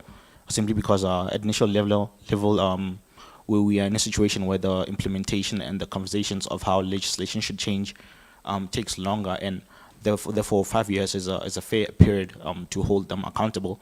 But at the local level, where the implementation of those ideas that come from national level need to be implemented, they need to take place at a faster rate. So the accountability also needs to happen at a more frequent rate. And I think the best way for that is if we change the legislation to hold local elections at a 2.5 year period. Political parties at the local level should be more nervous than the ones at national level. Because national level, that's where we need them to be more calm and make more sound decisions and make more strategic long-term decisions for us. Then at a local level, we need them to just make sure they hit the ground running. And if people are not nervous at local level, then they're not going to take the instructions from the national level at a rate that it deserves, because people are suffering. It's about bread and butter stuff at a local level, and it can only be done by increasing the basically emphasizing the importance of the local level vote, and that can be basically magnify it and just give them a lot of voice than simply saying one vote per person. It's important, and at the same time, it basically puts emphasis on their stories and pains and things they go through on a daily basis in terms of not getting one they rightfully deserve, and just basically hold them accountable and just not wait 5 years. 5 years is a long time to hold somebody accountable for something that just happened 2 days ago, or maybe a week ago, or a month ago, going an entire month without electricity, going entire 2 weeks without water. Those are things that need to be voiced right now, and they can be voiced right now through a more frequent pace of expressing your opinion and expressing your right as a voter. That will also reduce the coalition existence and the frequency or the lack of coordination that exists in the coalitions, because it's no secret that they're not working. So how do we avoid coalitions? That should be the conversation. And I believe that the 2.5 year period is a better suggestion in terms of how do we Thank you. stray away from coalitions. They don't work. It's not a secret. Thank you. Thank you so much. Thank you very much, Tato. Let's get Rameen's. There, from line. Thank you. Good afternoon. Thank you for allowing me the platform, and thank you to the panel to open up for a safe space, as Comrade Fassi had said. Since this is a safe space, obviously, I think there is, we got to address the elephant in the room. Obviously, the numbers, if we look at the stats, the numbers of voters over the last few years have dropped, and I think a big reason for that is got to do a lot with the youth. A lot of youth have just given up. They've just decided we either not going to vote, or we're just going to probably just maybe start up our own business or leave the country. And that then leaves us with a massive brain drain on our economy in this country, because we have very, very talented people within South Africa and beyond. Now, let me give you a bit of my background. As you can obviously see, I proudly belong to the African National Congress and ANC Youth League. I've been a member since the age of 16 years old. I've served leadership positions in school. I was head boy, I was RCL, and many other categories of bodies within our school organizations. So the point that I'm trying to make is that democracy is still young. We haven't really given it a fair chance. It's just over 30 years old. We know that the African National Congress has been the majority ruling party. But however, we definitely have lost a lot of confidence in terms of our youth, and we need to remobilize that, and we need to look at avenues of how we can engage with the youth and try to improve their situation. Entrepreneurship is a very, very big program as well in this country that I think is not focused on. Everyone is only focused on a fancy PhD or a fancy degree, but a lot of people in our country have a lot of talent. I mean, I'm not sure if I got his name correct, but I think it's Tamo or Tabo, this guy who just enrolled in Britain's Got Talent lately. He just showed that the youth in South Africa today should come out and show their true talent and actually want to be a part of our society. And it's leadership like young entrepreneurs like myself who have started 2 successful businesses and employ local people and encourage local people to go out and actually network and to make a difference in your society. There's no point of complaining about the government elections if you didn't register to vote, because your opinion counts. We're not saying go and vote ANC. We're saying going to vote. Go and choose who you want to be there. And I love a point that was made earlier on about collective executiveship over there. I'm not sure if Comrade made his point earlier on, but he spoke about mayors changing at office, etc., etc. I think in terms of coalitions, there needs to be a certain criteria of a mayor that needs to be met. I come from Tshwane. Right now we've got a young mayor, Silas Brink. I mean, the Democratic Alliance already changed 3 or 4 mayors in the last 3 or 4 years. It doesn't work like that, you know. I mean, you gotta qualify, meet a certain criteria, and you have to have shown for what you have done. You cannot just be put in that position because they think that you're a good speaker, etc. If you are a person that was actually on the ground, who mobilized and did groundwork, I think then you deserve to be in that position. Just in terms of one more point that I'd like to add to the committee, we did a small exercise over in our area, and we actually spoke to some car guards, we spoke to some of the domestic workers and cleaners around the area, and what we're thinking of doing is maybe from the ANC side, to keep them warm in winter, we'd like to maybe make up some jackets for them, to encourage them to vote. For the youth and public who come to the shopping centers and park there and walk into a checkers, he can literally scan on his cell phone today to go to the election page just to register to vote, and people have a choice. You want change, you got to be the change. And I'd like to just leave on that point. Thank you for the platform, and if anyone would like to engage, they can. Thank you very much. Thank you. Let's get our third speaker there behind you, at the table behind you. Again, you'll introduce yourself, tell us where you're from. Greetings to all the attendees. My name is Chidi Uwazuruke. I think I have a very long list of, what do they call them, credentials, but in the interest of time, I'll simply say I'm a scholar of economics, development, and politics. Now, in relation to the matter we are engaging with today, I think what is most important is essentially understanding that local government is about the things that should not be allowed to change. Put differently, communal issues should form the baseline that every citizen should have. Therefore, things like living conditions, transport, water, roads, economic opportunities, health, security, and education should be part of the non-negotiable baseline. Once policy has been formulated at a national level and budgets agreed, the running of community matters should be left to locals and not political parties. Political parties and their local agents are proving time and time again that they have no idea of what local government is about. Political parties have used local government elections as an early battleground for national elections. Therefore, the focus is not on changing the conditions in communities, but to test their popularity. At least 80% of municipalities across South Africa are as good as deserts. They are impractical and extremely difficult to run. Unfortunately, this is where a large majority of black population resides. And these are the areas whose development is similar to that of Togo, Lesotho, or Haiti, if these places were to then be described as independent states. In its current model, local government elections are doing nothing to create a bridge or staircase to link two societies in one country. These societies have different economies, laws, schooling, and healthcare systems. For interest's sake, it's argued that 90% of the estimated 50 billion rand budget of the city of Tshwane is spent in Centurion, the CBD, and eastern areas, whereas the water situation in Hammanskraal and crime in Mamelodi and Soshanguve remain unresolved. One is compelled to ask, what exactly is the role of political parties in communities? We must come to the realization that the biggest problem with the present arrangement is that all political parties have no understanding of what people in the communities need. Under these circumstances, perhaps South Africa would function better if local government was going to be run by smaller regional communal parties rather than have the likes of the DA, the ANC, and the IFP, EFF, etc. focus on national issues. This view reflects in some aspects the UK, United Kingdom's electoral claim, where although the Labour Party and the Conservatives dominate the British national political landscape, the Liberal Democrats are a serious force at local government level.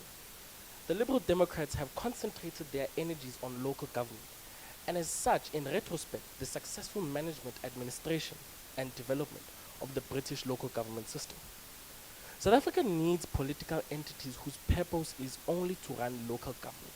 This will therefore ensure that local government get all the attention they deserve. Issues such as nationalization, land, and foreigners, phobia, all of those things are not the issues of community members. Those are national battles and that are secondary to the struggling families who require immediate assistance and care. And that's the fundamental problem with the view, with how local government is run from the perspective of political parties. Now, the second major issue in the South African system is the proportional representation. This system is based on the formula known as the Droop quota, which determines the number of valid votes a party needs to win a seat. At face value, the PR system appears to cover everyone by taking into consideration smaller parties, but it falls short because it discards votes using minimum threshold. However, in South Africa, close to 2% of votes are not considered because the threshold eliminates them. Now, another major issue with the whole crisis of coalition governments is this rampaging political entrepreneurship. This is characterized by the fact that the phenomenon of umbrella coalitions is not yet understood in the political landscape of South Africa. Hence, the exacerbating problem, you end up with a ballot paper of more than 30 political parties. Even worse, it is very likely that smaller parties will continue Chidi, as you conclude.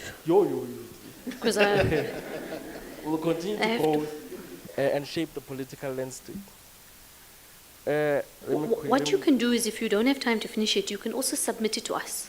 Oh, that was easy. in writing. No, we should have done that. Because it's also easier for us have sometimes. just done Because that. remember, we're furiously taking notes, so if it's also written, it helps us put it into our reports as well. But Okay, I'll let give you me- another 30 seconds to conclude, and then you can send us. Okay, let me just go to the last topic. So the solution to the problems are rectifying the proportional representation system in South Africa. I'm convinced, firstly, that local government should not be run by political parties. Instead, municipalities should be run under community forums that have little or no connection to political parties. Secondly, I think we should consider implementing a mixed member proportional system. Consider adopting this, which combines elements of the proportional representation system with direct representation. In the double MP system, voters cast 2 votes, one for the candidate in their local constituency and the other for a political party. This would then enhance constituency links and ensure representatives have both local and national mandates. Secondly, with regards to this issue of smaller parties, we should be implementing a transferable vote system whereby voters rank candidates in order of preference. Okay, Chidi, thank you very much. Yeah. We need that. Please, what we'll do is, if you can email us that representation, that will really help us. I'm going to open up a second round. If there are less speakers, what we'll do, then I can try and give you a bit more. But definitely, Jabu, if we can just make sure he has our email address for that, that will be helpful. Let me see for a second round of hands. Don't feel shy. I'm also hoping we'll get some women speakers. We haven't heard anything from our women, exactly, from women in our communities. So I'm going to stand again to make sure I see any hands that I might have missed. Don't be shy. You can even just say, my name is so-and-so. This has been my experience, unemployment, service delivery, and that's how it affects coalitions. Because that's what we want to hear. Right? I'm noting you number 1. The gentleman behind you, number 2. I'm happy to see women. Number 3, Usteletso. Any more hands for this round? Okay, in that order, number 1. But I'll just ask you to turn to look at us. Thank you.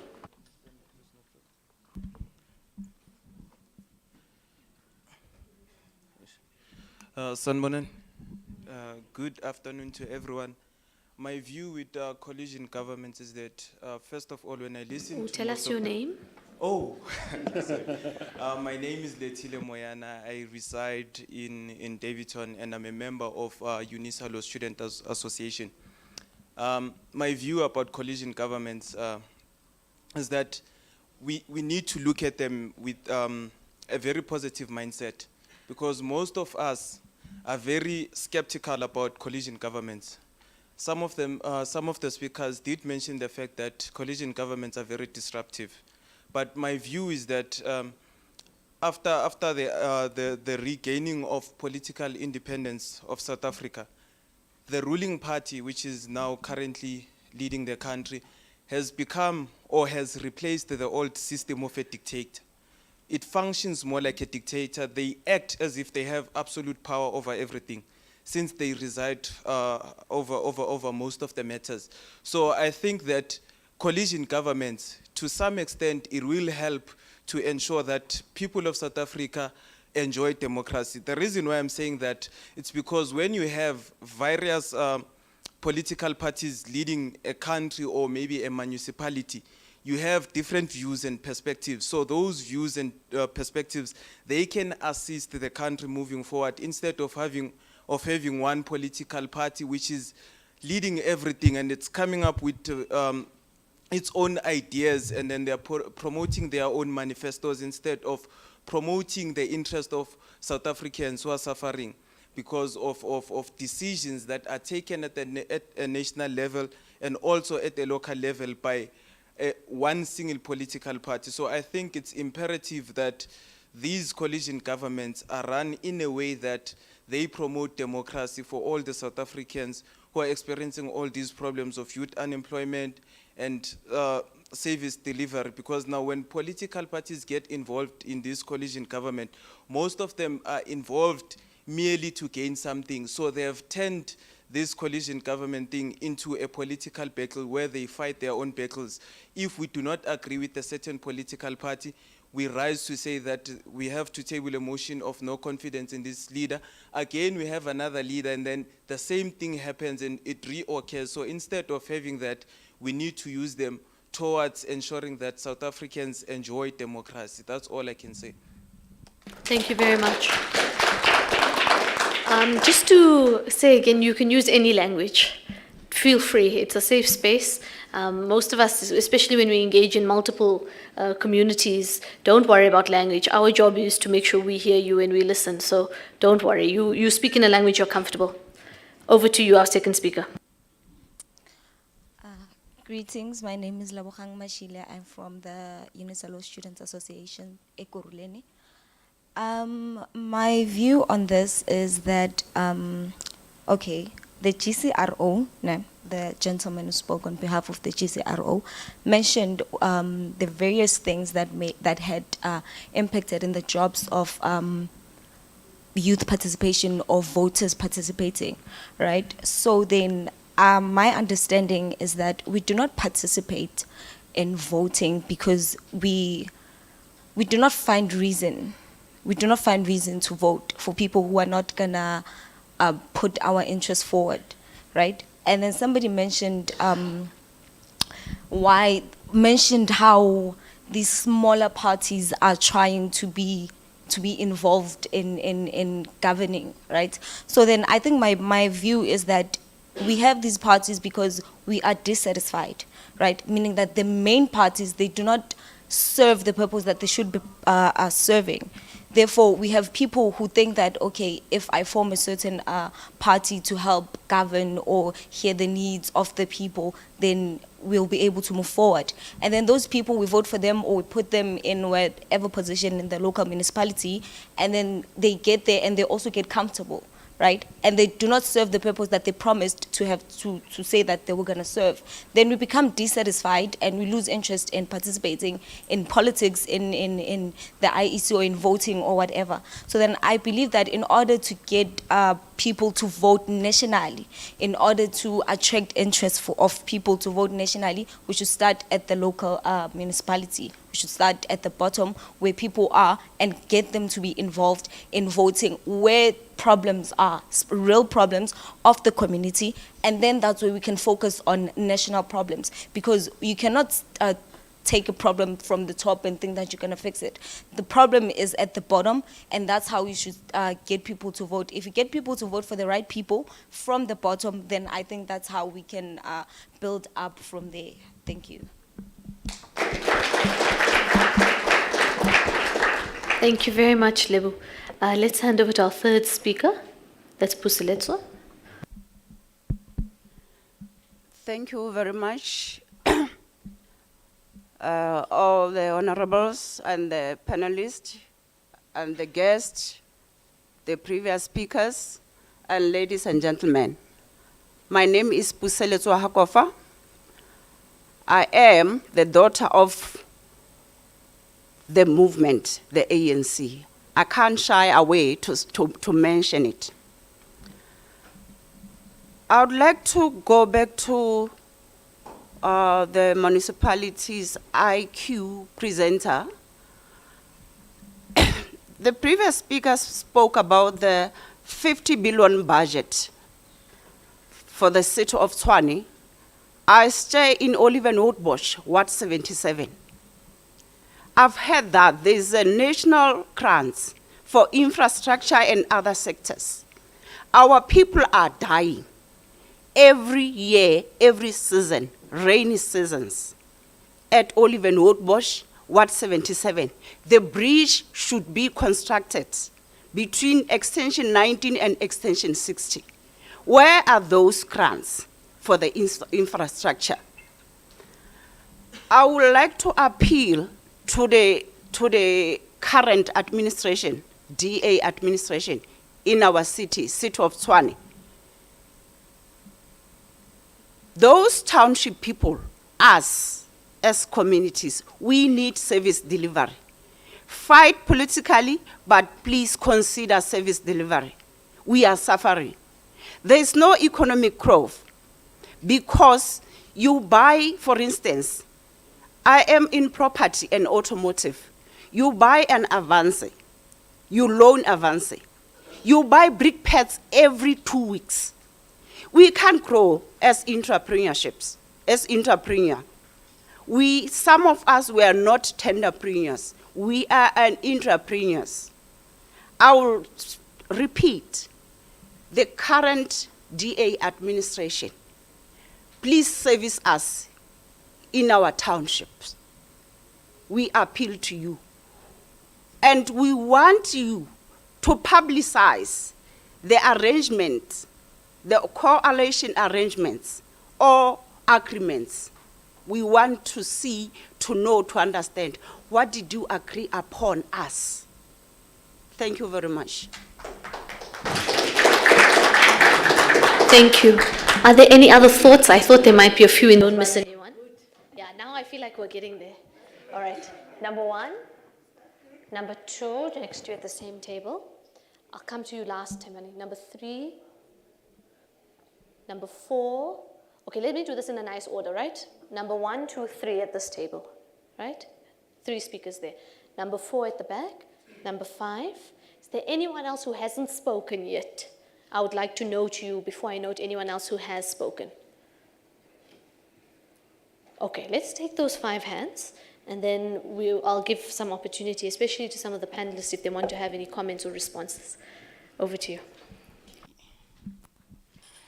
Sanbonani. Sanbonani. Igama lami nguMakhosini. Oh, okay. Igama lami nguMakhosini. I'm from Davidton, or Isibongo kwaMthwa. So, mina, this is a point I want to raise. Unfortunately, abanye ngeke bangizwe because ngizomixa isiZulu namanye ama-language. Okay. So, for mina, in overall, I feel like there's no justice in this country, especially for our government officials. Nabanye abala kule ndlu. That's not what I'm saying continuously, but I'm just stating my facts. So, I think for me, all this system could run smoothly or much more effectively if there was justice for in misconduct by the parties in coalition. We need strict policies and laws to monitor or govern the coalition in politics or political parties. Any political party that does not submit the interest to the public should be removed effective and immediately. No in a grace period or whatever, immediately in a delivery from party coalition because of we move. Furthermore, small or new parties must be given a chance and can be alternatively be given small municipalities. The reason I'm saying this because of our small parties, is able to allowing less than 2% or something, because they are incapable of handling local or in the provincial municipalities.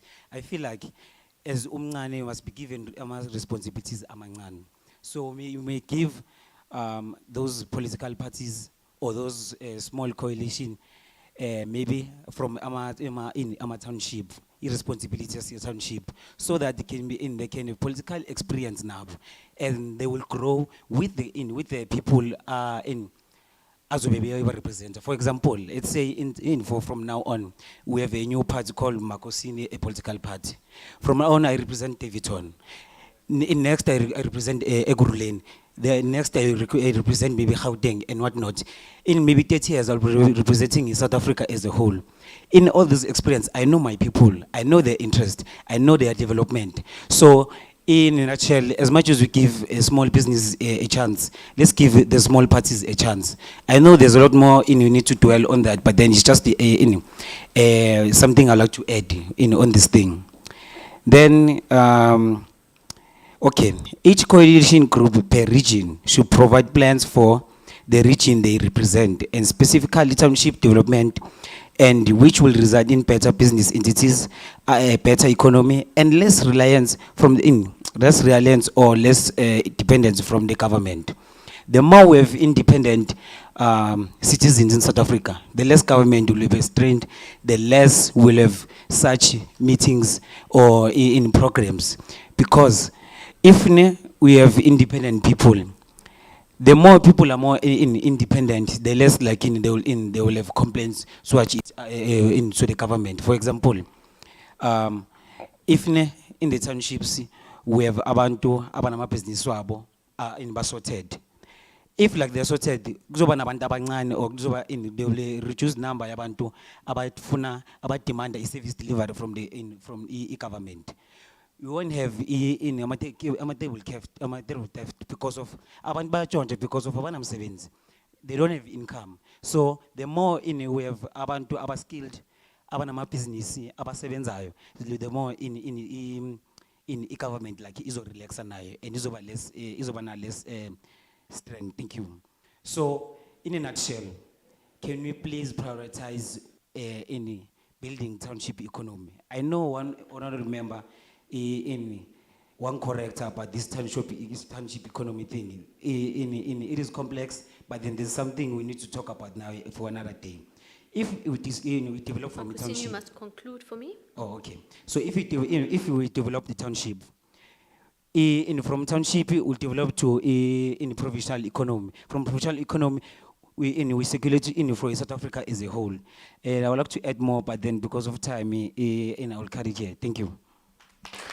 You can also WhatsApp it to us if it's easier. You can also WhatsApp it to us if you have it there. Let's get our second speaker at same table. We'll make sure everyone gets their chance. Good evening as well. I am Hlakanipho Mkhwanazi from Ekurhuleni. I am a UNISA student. I am very interested in this topic because it speaks to our future as youth, and also our vote counts. In so saying, we as youth are not engaged in most of the processes in the country.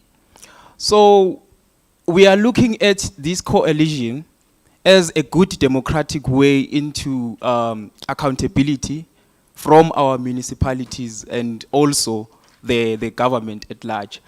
But if the coalition happens, then the votes that we have cast will not be a reflection of what we needed in power at the time. For an example, if I vote for a certain political party with promises to develop the township, and then they collude or they collide with a different political party, which doesn't reflect what's happening in my township, then automatically my township and the policies that we entrusted in the vote that we cast will not be reflected.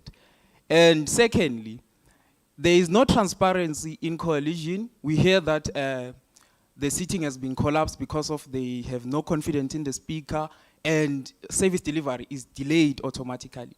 So it is very troublesome to us to vote for such political leaders, and afterwards they will just communicate amongst each other, and the power dynamic will shift into a different perspective of which we were not even aware of. For instance, coalition. It was, I think this year is my first time focusing on coalition and looking at it, because I thought we have an ANC that is working towards a development in South Africa. But now I see ANC alone has less accountability. And if it is in power for such a long time and less development, then there is a problem that needs to be resolved. So coalition is a good democratic structure that will advance such with checks and balance. But the problem is, let us be assured that the person that we voted for and we got the majority, even if it didn't reach the threshold, but that majority will be the one that will decide on policies in the community. Thank you.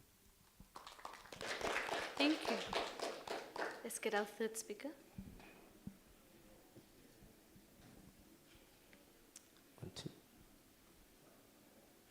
Thank you so much. Thank you for the opportunity that I've been given.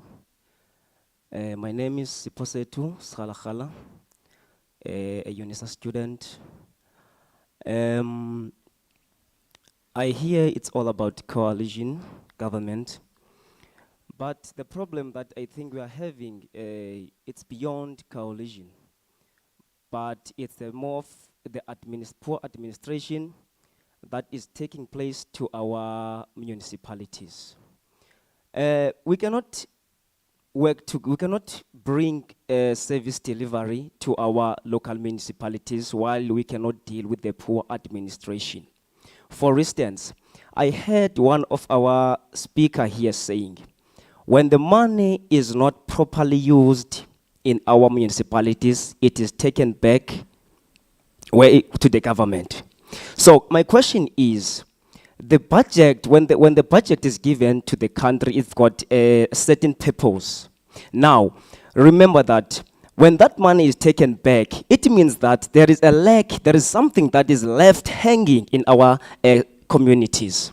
People, we cannot have a poor administration and expect a change in our country.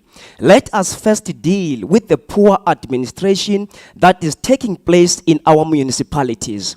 I can hear that so many political parties who want to come together and bring change to this country, but I'm telling you, none of those political parties have got the vision about this country, few of them. You can see that, for instance, now the leading party is the ANC.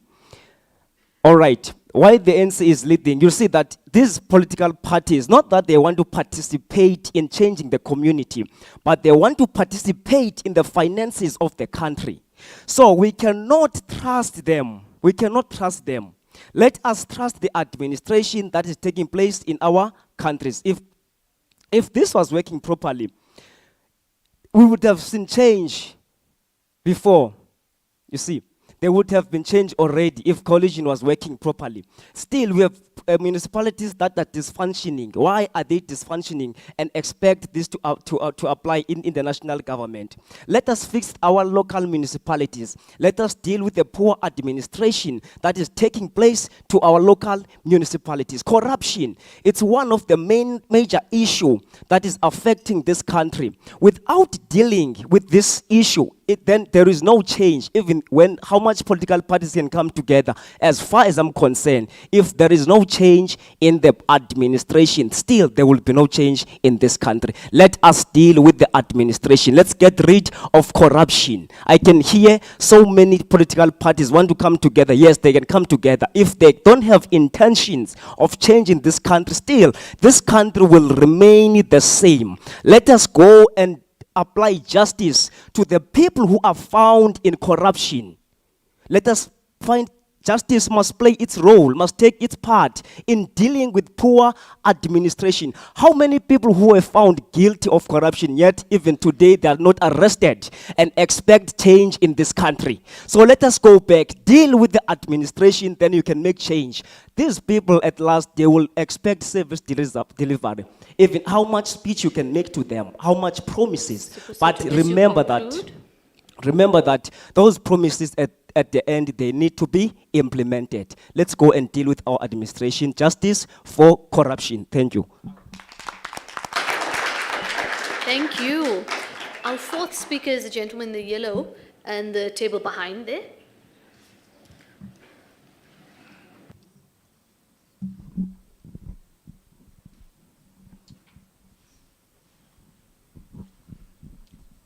Sanbonani, my name is Bonelo Mazibugo. I don't want to say much and be repetitive, but I want to let you know of our current situation from where I'm from. I'm from Tsakane in Ekurhuleni, the East Rand. So poverty is confronting us that side. Poverty is painful, but being impoverished is crippling, and we think that you guys should know that. I feel that coalitions should not be aimed at power positions because that just undermines us as the voting public, and rather they should be aimed at making policies and enforcing accountability. Thank you.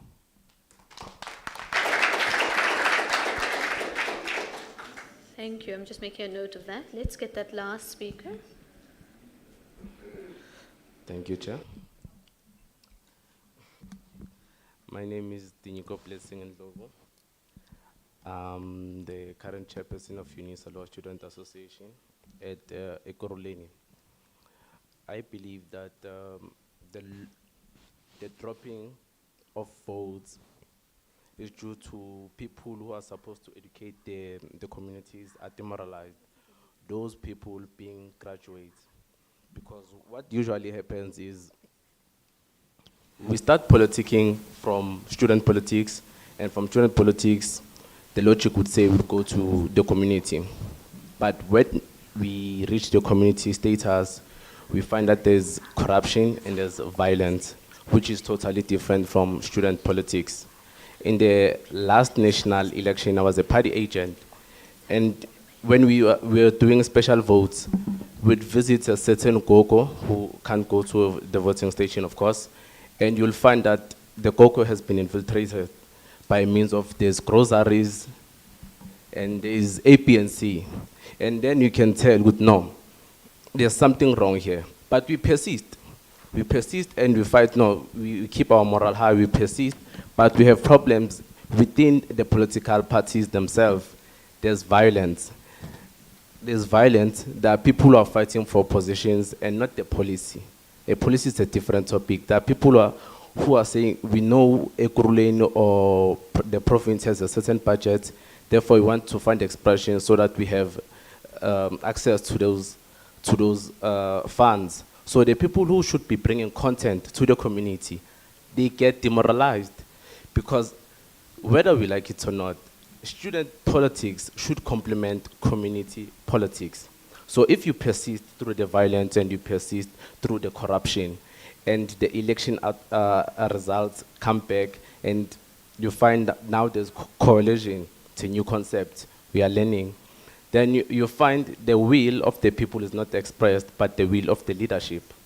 Then, which is confusing, because if there are two political parties which are led by a minority, you ask yourself, where is the community represented here? Because when we vote, we're driven by the manifestos, of course. So if let's just say Party A, the manifesto is to deliver or do away with load shedding.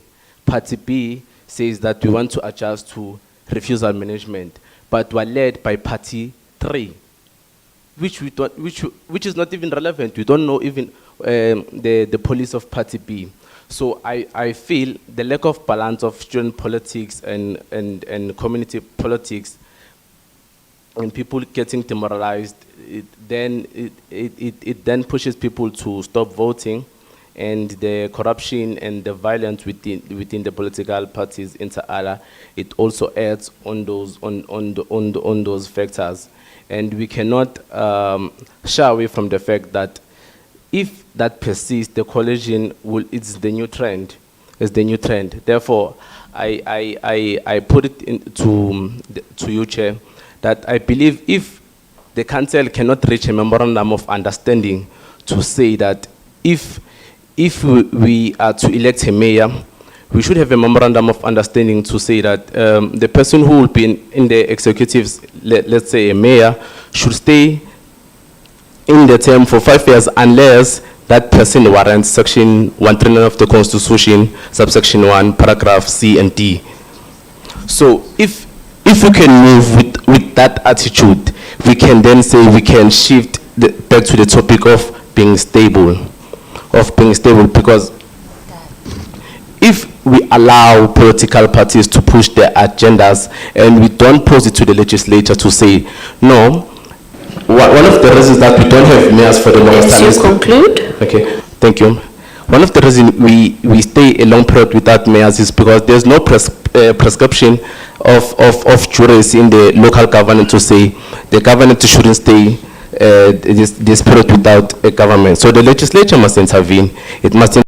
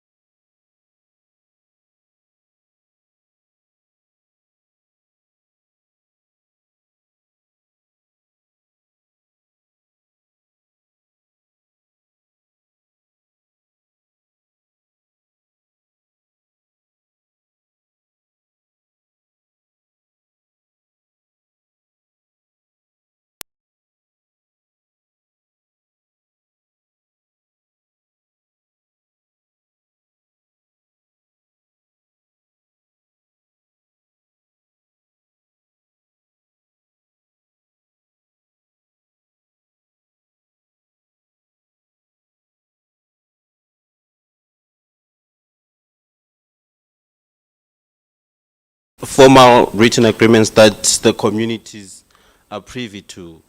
And I'm saying this in reference to something I discovered in one of the research topics that I'm working on right now. It's on street renaming. I discovered that in November 2021, like the ANC wanted to get the IFP to form a coalition in the 21 hung KwaZulu-Natal municipalities, and the IFP said, we won't form this coalition with you unless you abide by what we want. And one of the conditions was that they change a name, the name of a street that they renamed in the 2010s.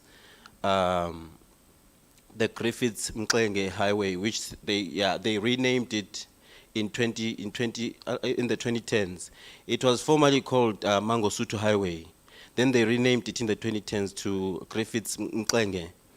And then it was very controversial, and a lot of people, including the IFP, thought the ruling party was out to punish the IFP leader and the IFP. And then one of the conditions in 2021 was that that street be renamed. That was one of the clauses. And the ruling party is said to have agreed to this condition. And the community is not privy to such things, and they are likely to see the street being renamed back to Mangosuthu Highway, and they are going to ask themselves why. So if some of these clauses or agreements if the community is privy to them, perhaps that would prevent such things from happening. It would leave very little room for political opportunism as it relates to coalitions. Yeah, thanks. Thank you very much. We're about to just see if there's any feedback from our side. Before I do that, are there any burning hands or anything burning from our community members? I'll take you as the very last one, and then I'm going to hand over to us if we have any comments, and then we can move towards closure thereafter. Over to you, sir. Good evening, everyone. My name is Selby Sango from Mamelodi. We've been listening to everyone here. From the moment we get here, it was all about collusion.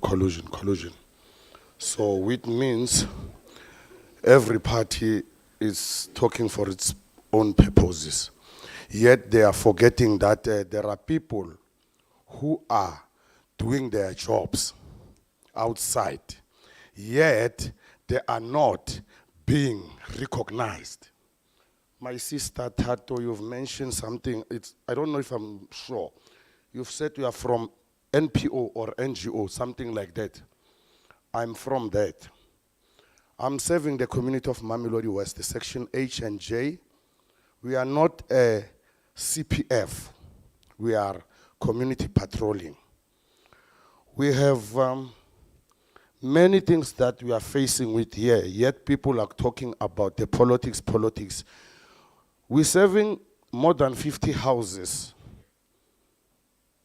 fighting crime, fighting the theft of cables, you name the circuit breakers, fighting Nyaupe boys, fighting drug addict, yet we are not getting paid each and every month. Some people are getting paid. They will tell you about their personal numbers, yet we don't have them. Hence, I've said we are not being recognized.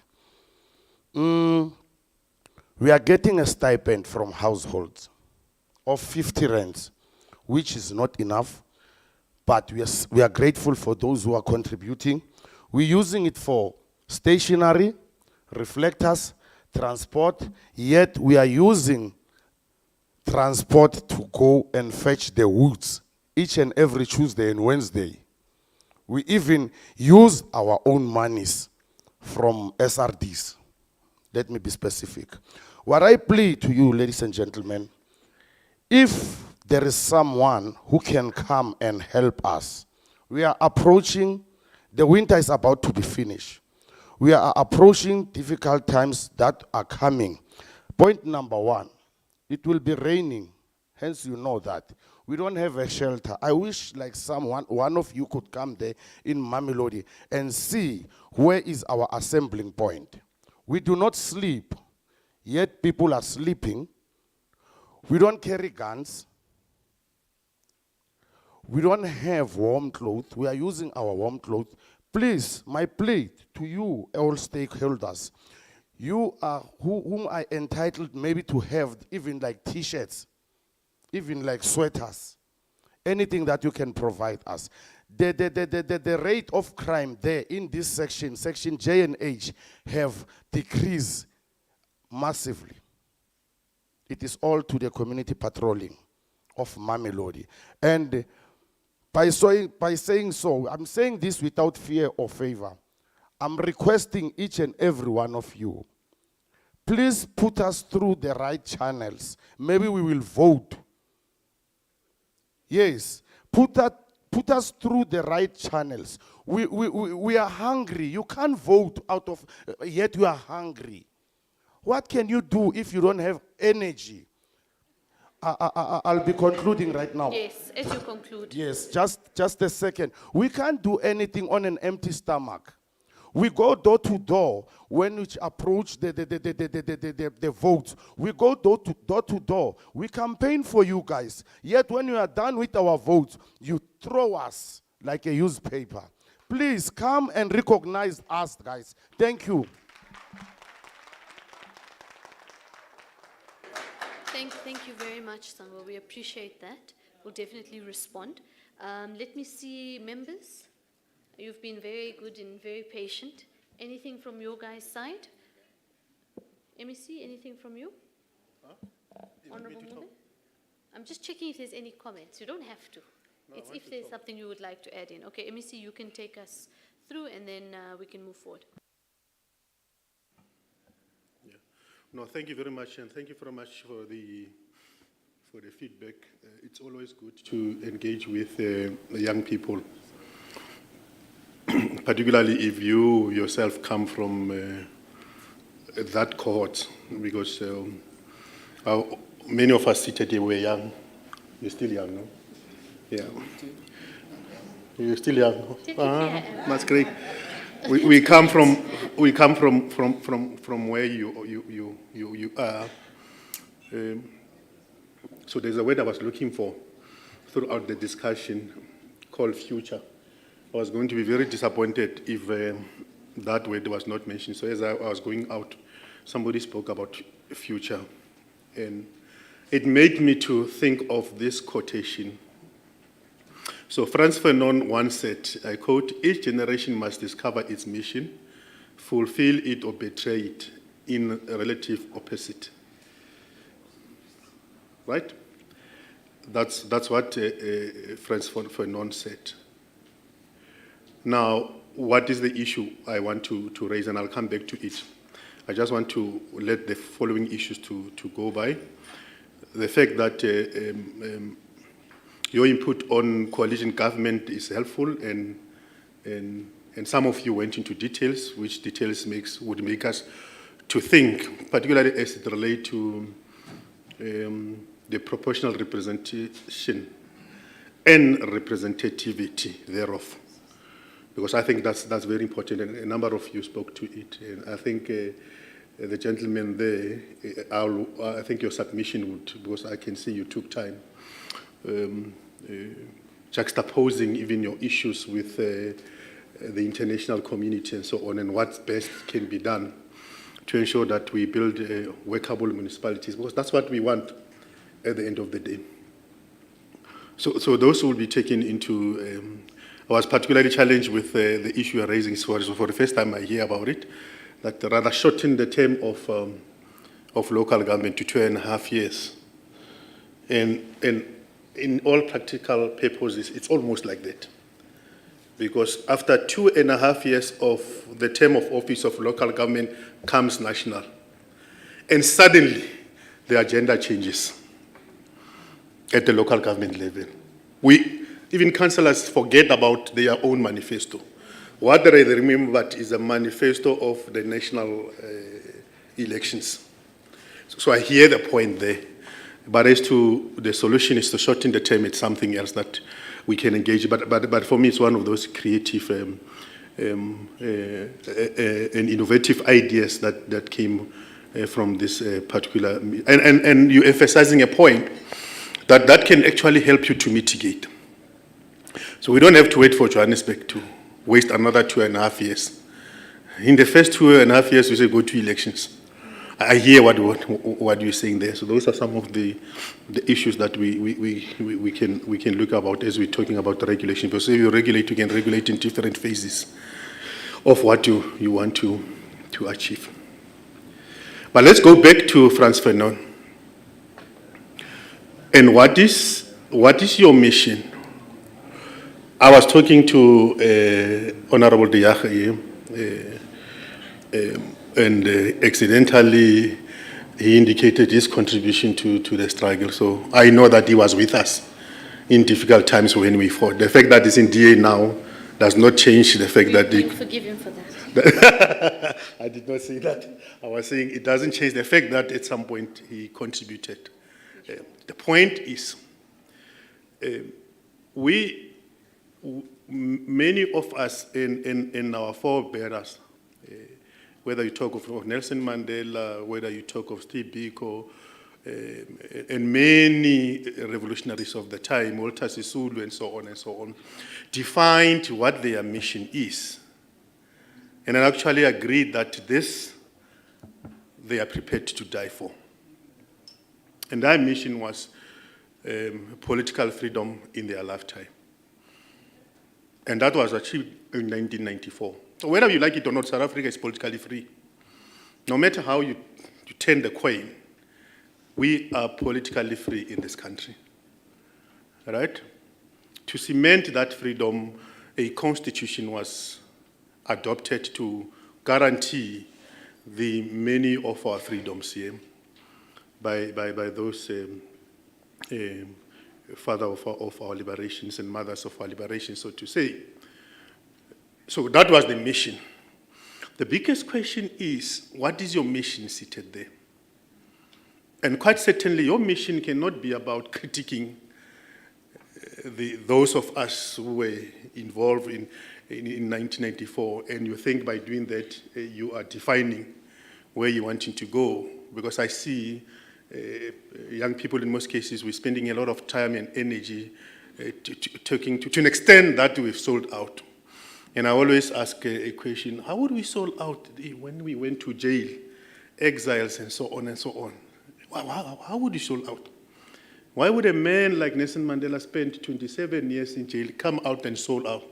It doesn't make logical sense, because if they wanted to sold out, Kiba, they should have sold out in the first instance when they were arrested for what you call that thing? The treason. They should have sold out there. Because they were not prepared to stand for their people. Now you spend 27 years, you come here, it doesn't make sense. So we have not sold out. We delivered freedom to you. You must define what your mission is. And that's it. And how are you going to carry your mission forward? As I said, I've listened to some of your ideas here. They are helping us to move towards that direction. But primarily, your mission cannot be political freedom, because you've got it. What are you fighting for? Us? No. Your mission is economic freedom, because you're saying, with an empty stomach, what is it that I will do? But you see, the frame of mind is, you like appealing from somebody that somebody would give me this food. You know, it's like this thing that I always say when I'm with young people. So there was no way I was not going to say what I'm saying. And I always say to you, who said to you, your work is to go to institutions of Ireland, because there is no alternate to education, isn't it? Let's agree. You can't get education anywhere else. We tried it in the past. We spoke about people's education, about and at least we can conceptualize, we can read with understanding and all of those kind of things. But the point is there's no alternate to education.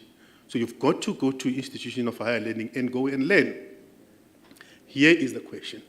Who said to you, you go and learn, you come back and you work for somebody else? Who told you that's how things are? Because for me, that's the status quo that you've got to change. Because if you're not going to change that status quo, you will continue to be enslaved in this process. So you are just like my father. My father was just a laborer. He's never seen the door of school. May his soul rest in peace. The only thing I contributed, I taught him how to sign. It took some months, but ultimately he knew how to sign. And not a complicated signature, his name, you know? And that's how he used to sign. That's the truth. That's the story of my life. So if I juxtapose you with him, the difference between you and my father will be that you'll be an enlightened worker. He was unskilled and enlightened, but you're still suffering the same fate. So we've got to change that status quo. You can't go to school and come back to us and say, we're looking for jobs. Who must create that job for you? What were you going to do at school in the first place? That person that you are going to work for, how did they, you know, all of those kind of things. So we've got to change our frame of mind and how we do things in order for us to achieve the economic freedom in your life. So you've got all the time. You are protected by the constitution of the country. You can wage a revolution, if I can say so. Nobody will, you know, June 16, one of the things I'm happy of was that we had a long discussion. Are we going to celebrate June 16 by calling you into stadiums and coming and address you and give hope that will never come in some instance? And we took a decision as a provincial government. No, we're not going to do that. And we're going to confront the problems there. And I know that when we're doing that, some were saying, we are starting a revolution. Why do you do that? You're igniting these young people and you will not be able to control them. Because what we said was, we only have about 8,000 funded posts in the system of government. We're going to avail those posts to many of these young people out there. So what is the point that the message that we're saying is that young people in June 1976 took to the streets, they sacrificed. The common factor between what happened in June 16 this year, 47 years after June 16, 1976, is that at the core of it was education. Those young people had uniform. These ones carried two things in their hands if you observed what was happening in those long queues.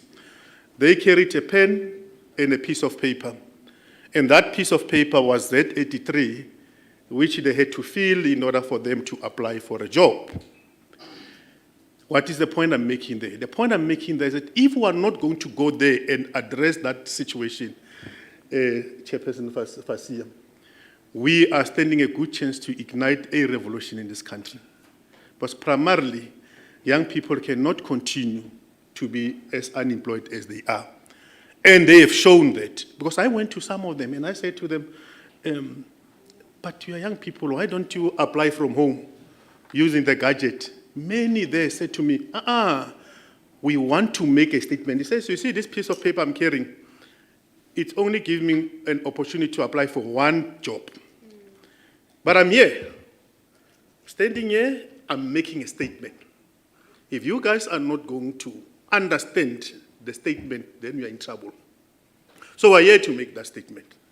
We'll go home and apply for more jobs using the online thing. Well, you know that kind of a thing.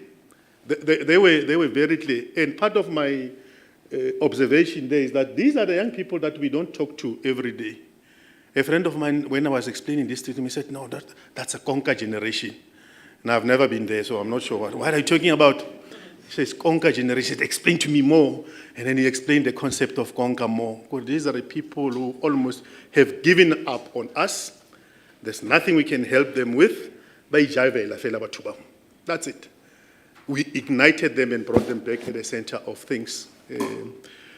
So somebody was saying we almost did that spring thing, Arab Spring, because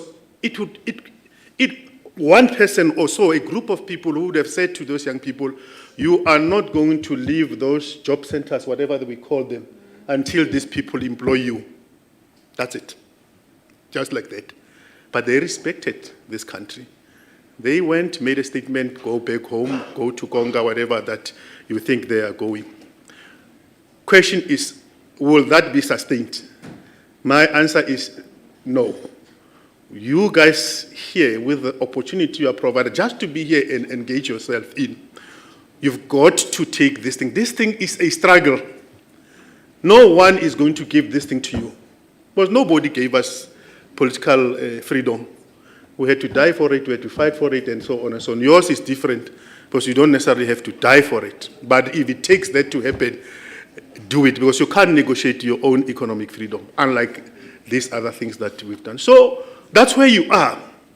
And until you comprehend and understand that situation you are in, you're going nowhere. You're going to appear like beggars. You're going to beg until you are out of the youth cohorts. You're an adult, right? Because you're expecting that something would give.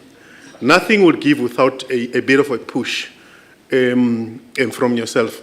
And many of us seated here who are prepared to support you in those actions. When you redirect those energies, they know they were doing what you call that? Fees must fall, all right? And we said, okay, you want fees must fall. Here is the authority. Every time we debate in the legislature, she reminds us of the fact that fees must fall, and that no young person must not be allowed to study because of they can't pay for their services. That's the struggle.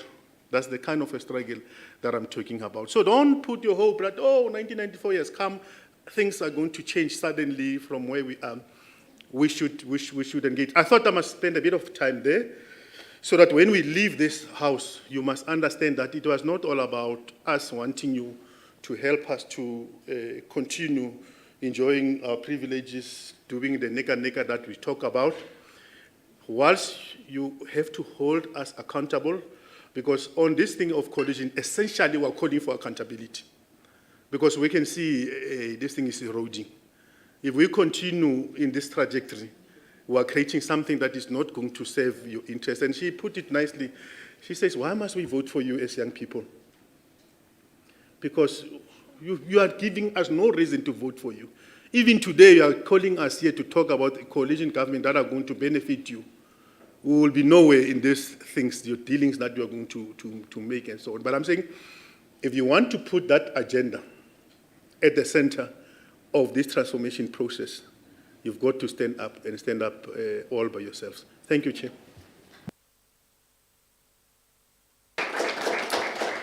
Thanks to the MEC. I have a few things that I think are important to talk about. I've taken quite a few notes. That's why I'm pulling all of my papers together. The first is that today really is the start of a process that we want to push as a portfolio committee, like I said, to stabilize coalitions, but ultimately, and I think many people did speak to this, sort of insulate the administration from a lot of the politicking, and ultimately ensure that service delivery issues in our communities are front and center. And one of the commonalities between everybody that they spoke about was having a community-based approach. And that's ultimately what we need and want. So that's not just duly noted. I think we fully agree with you. And even ideas on the better accountability structures around the threshold. Some people were against it, some people were for it. Different elements about what we need to do. So what I think the best way forward for us, obviously we're going to share all of that documentation with you. Read it. When we meet again, we're going to have slightly different stakeholders in the room. But ultimately the provincial Cogta, that the provincial department will bring forward their study. And when they bring their study to us, we're going to take it to you guys, to the public, and say, well, what do you guys think? Let's push forward. We can't pass any type of legislation or any type of regulation without hearing from the most important element, which is our people, you guys. So read those things, let's come through, and then let's also look, like I said, some of those better accountability measures, some people who had to leave, around like infrastructure not being delivered in townships, all these different things. things, about how we develop those structures so that it's not just something where, again, we're going to come back and say poverty is crippling the situation. We agree, and it's not good enough. And also, I think it was very important that we had young people in the room. You'll know, and these colleagues around me are tired of me saying the same things. I'm tired of saying the same things. But it helps when there are other young people in the room who you're proving testament to everything we've been saying. That young people, and just generally in this country, feeling disillusioned, feeling hopelessness, feeling like there isn't enough opportunity for us in any shape or form, whether it's in the economy, whether it's in local government, whether it's in SMMEs, whatever the case is, just generally feeling underrepresented. And that's why, even earlier, you noticed I was taking you guys through the procedures. In 2024, it can't just be me who's a young person who's in legislature. It must be you guys. It must be more young people. Number one, because we have an agenda to push, but number two, because the reality is we're not going to change anything with just a handful of people. That I can tell you now. The last 4 years have taught me that. You can have all the most incredible ideas and be enthusiastic and passionate and all of that, but until we have enough people in the space, only then can we structurally change it. And some of the things you guys said are just so profound. That's why I took all of these notes. This idea that young people are not ready to lead is nonsense. It's absolute nonsense. Even when you listen back to yourselves, some of the things that you said were incredible. So we've taken a note of everything. We're going to go through all of those in emails, and we're going to probably come back to you soon. I don't know when, we'll have to just check everything, but please, please read some of those documents. Tell us what you think about the coalition frameworks, about the mayoral executive system. All of that's in the documents we're going to send you, so you can take your time and read it and go through it. Around the qualifications and skill set, I agree there needs to be some minimum qualification, but you also don't want to exclude certain people. How do we create that balance, especially between rural community experience and a university qualification, etc.? How do we balance that on the threshold, etc., etc.? So those are all questions we were never going to solve in one day, but we wanted to bring that information to you. And then the last thing, or one of the last things, Ndate Sango, I've noted everything you said around the patrollers, and we also had a quick discussion about getting you involved with the MEC of Community Safety, Mam Faith Mazibuko and her team, because I know there are existing patrollers, but perhaps that's something we can look at to see how we plug in these different community programs together. And one of the most important things, and that's actually why I liked what you said, one of the, I think, most powerful things of communities, and it happened actually even before democracy, at the height of apartheid, and these guys will tell you, at the height of it, in the 1980 state of emergency, communities organized by themselves, outside of the apartheid government. They had their own community safety programs, the self-defense units, etc., etc. They had their own healthcare. These mamas, these gogos were doing funeral things, people who were captured. They were running their societies very well and on their own. And what does that show us? It shows us that as South Africans, we can run as independent groupings. We can exist as autonomous, we can make decisions for ourselves. But it's about giving the right kind of skill set and support. And I think that's the biggest thing that's come out of today. Yes, of course, it's about the politics and the coalitions and all of that. But what does all of that mean? And that's why we wanted young people and community members in the room. It means nothing if we're doing horse trading amongst ourselves and we forget what the implications are on the ground. So please, please, please leave your details with us. We're going to have some follow-up sessions, and we'd absolutely love the engagement. Even if you have ideas before the actual event, please email us, contact us, because we're going to make this MEC and his team run. We're going to push them very, very hard so that by the time 2024 comes, young people like yourselves can say, actually, here's a system we can get behind. Before you even get to partisan politics of I support X political party or Y, before you even get there, it needs to be a system where we know the outcomes can be positive and the outcomes can be meaningful. And we can come back here a year from now, won't be that long, but we can come back a year from now or 2 years or 3 years from now and say, actually, we haven't changed the whole system yet, but here's elements that are positive, and here's what we can actually change and do. So it was not a talk shop. It helps us, it empowers us as your public representatives to go and fight, but more importantly, bringing you guys into the space. So that come 2024, post-election day, I hope I see many of these young people here. I hope you're sitting on this side of the table, so that we can work together as a collective and ultimately bring about some change. I'm going to hand over to Honorable Ngube. She's going to give us the vote of thanks, and then we'll take it from there. Thank you. Yeah, thanks, Honorable Chairperson, but there's one thing that taking as if one don't raise the issues of youth. You know you are with us. were equally concerned about the issues. It's not her alone. We all in this committee and in other committees too. So that the wrong impression must not be understood by yourself. That is not, that is not true. But I'm very much, thanks very much for this opportunity. And thank you for all the presenters that took their time to be here and presented facts, because all the things that you raised, the criticism and all those things are happening. And one said, we used to say government of the people, by the people. And sometimes from 1994, we begin to forget about that. And people will knock and knock and then destroy things on then you'll see government coming, which is the deviation of what we agreed upon. So we've had different ideas in terms of how do you see it. I think what is key into that is that you are telling us that we need to go back to the drawing boards and say what is it that we wanted to do with the power and the freedom that we're having. What is it that must be done with all the budgets passed from the municipality to the province and national? If everywhere there's job and no opportunities for jobs. We also talk about lack of skills. We've been singing the very same song of lack of skills.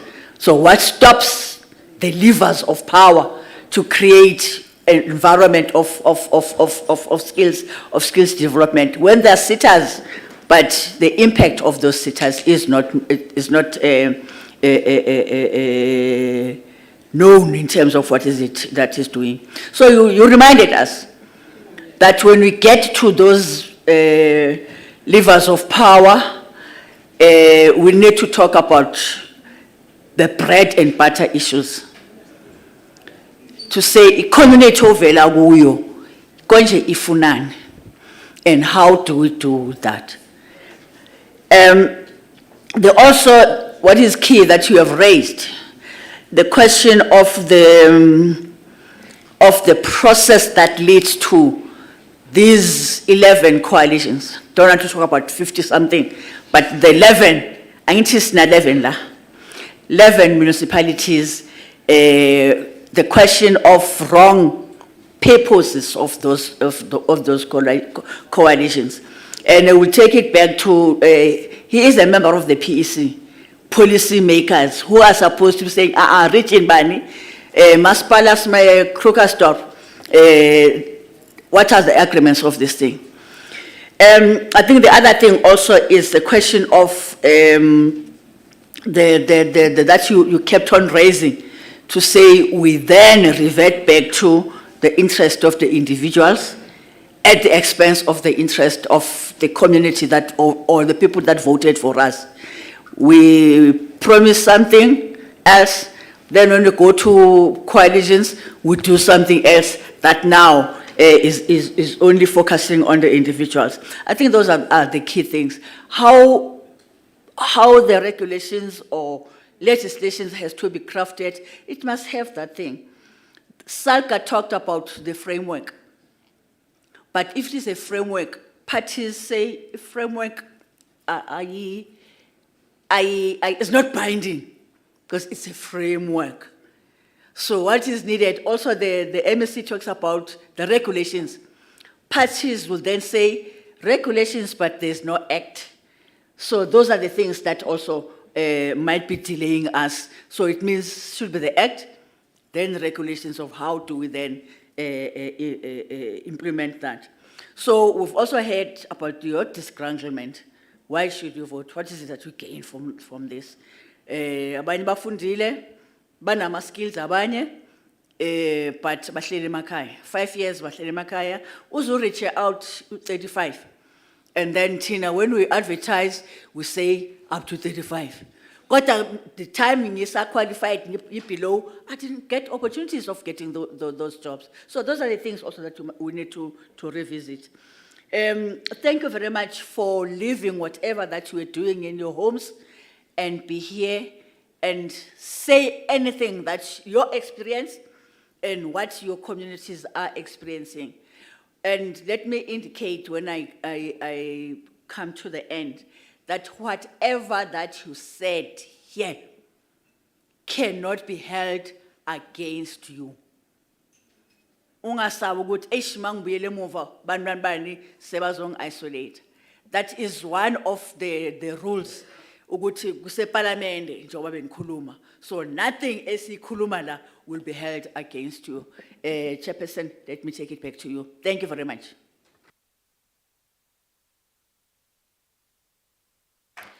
Just before I close, I want to check, are there any announcements from Jabu and the team? I don't know if there are any logistical announcements that might need to be made. No? None? Okay. All right, there are no logistical announcements that need to be made.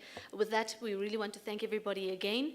We're going to be engaging a lot more as we go forward, and I think we'll also do it in different sections so that we really do get into the depth of everything. And we hope that everybody gets home safely. And please, again, if you post on social media, tag us. Tag the Gauteng legislature. Let us know about the portfolio committee. We do need to, and we want to get that kind of work out, not just to the communities who normally touch base with us, but really we want to get that message further out there. With that, today is officially adjourned, and we really do thank you. Have a good one.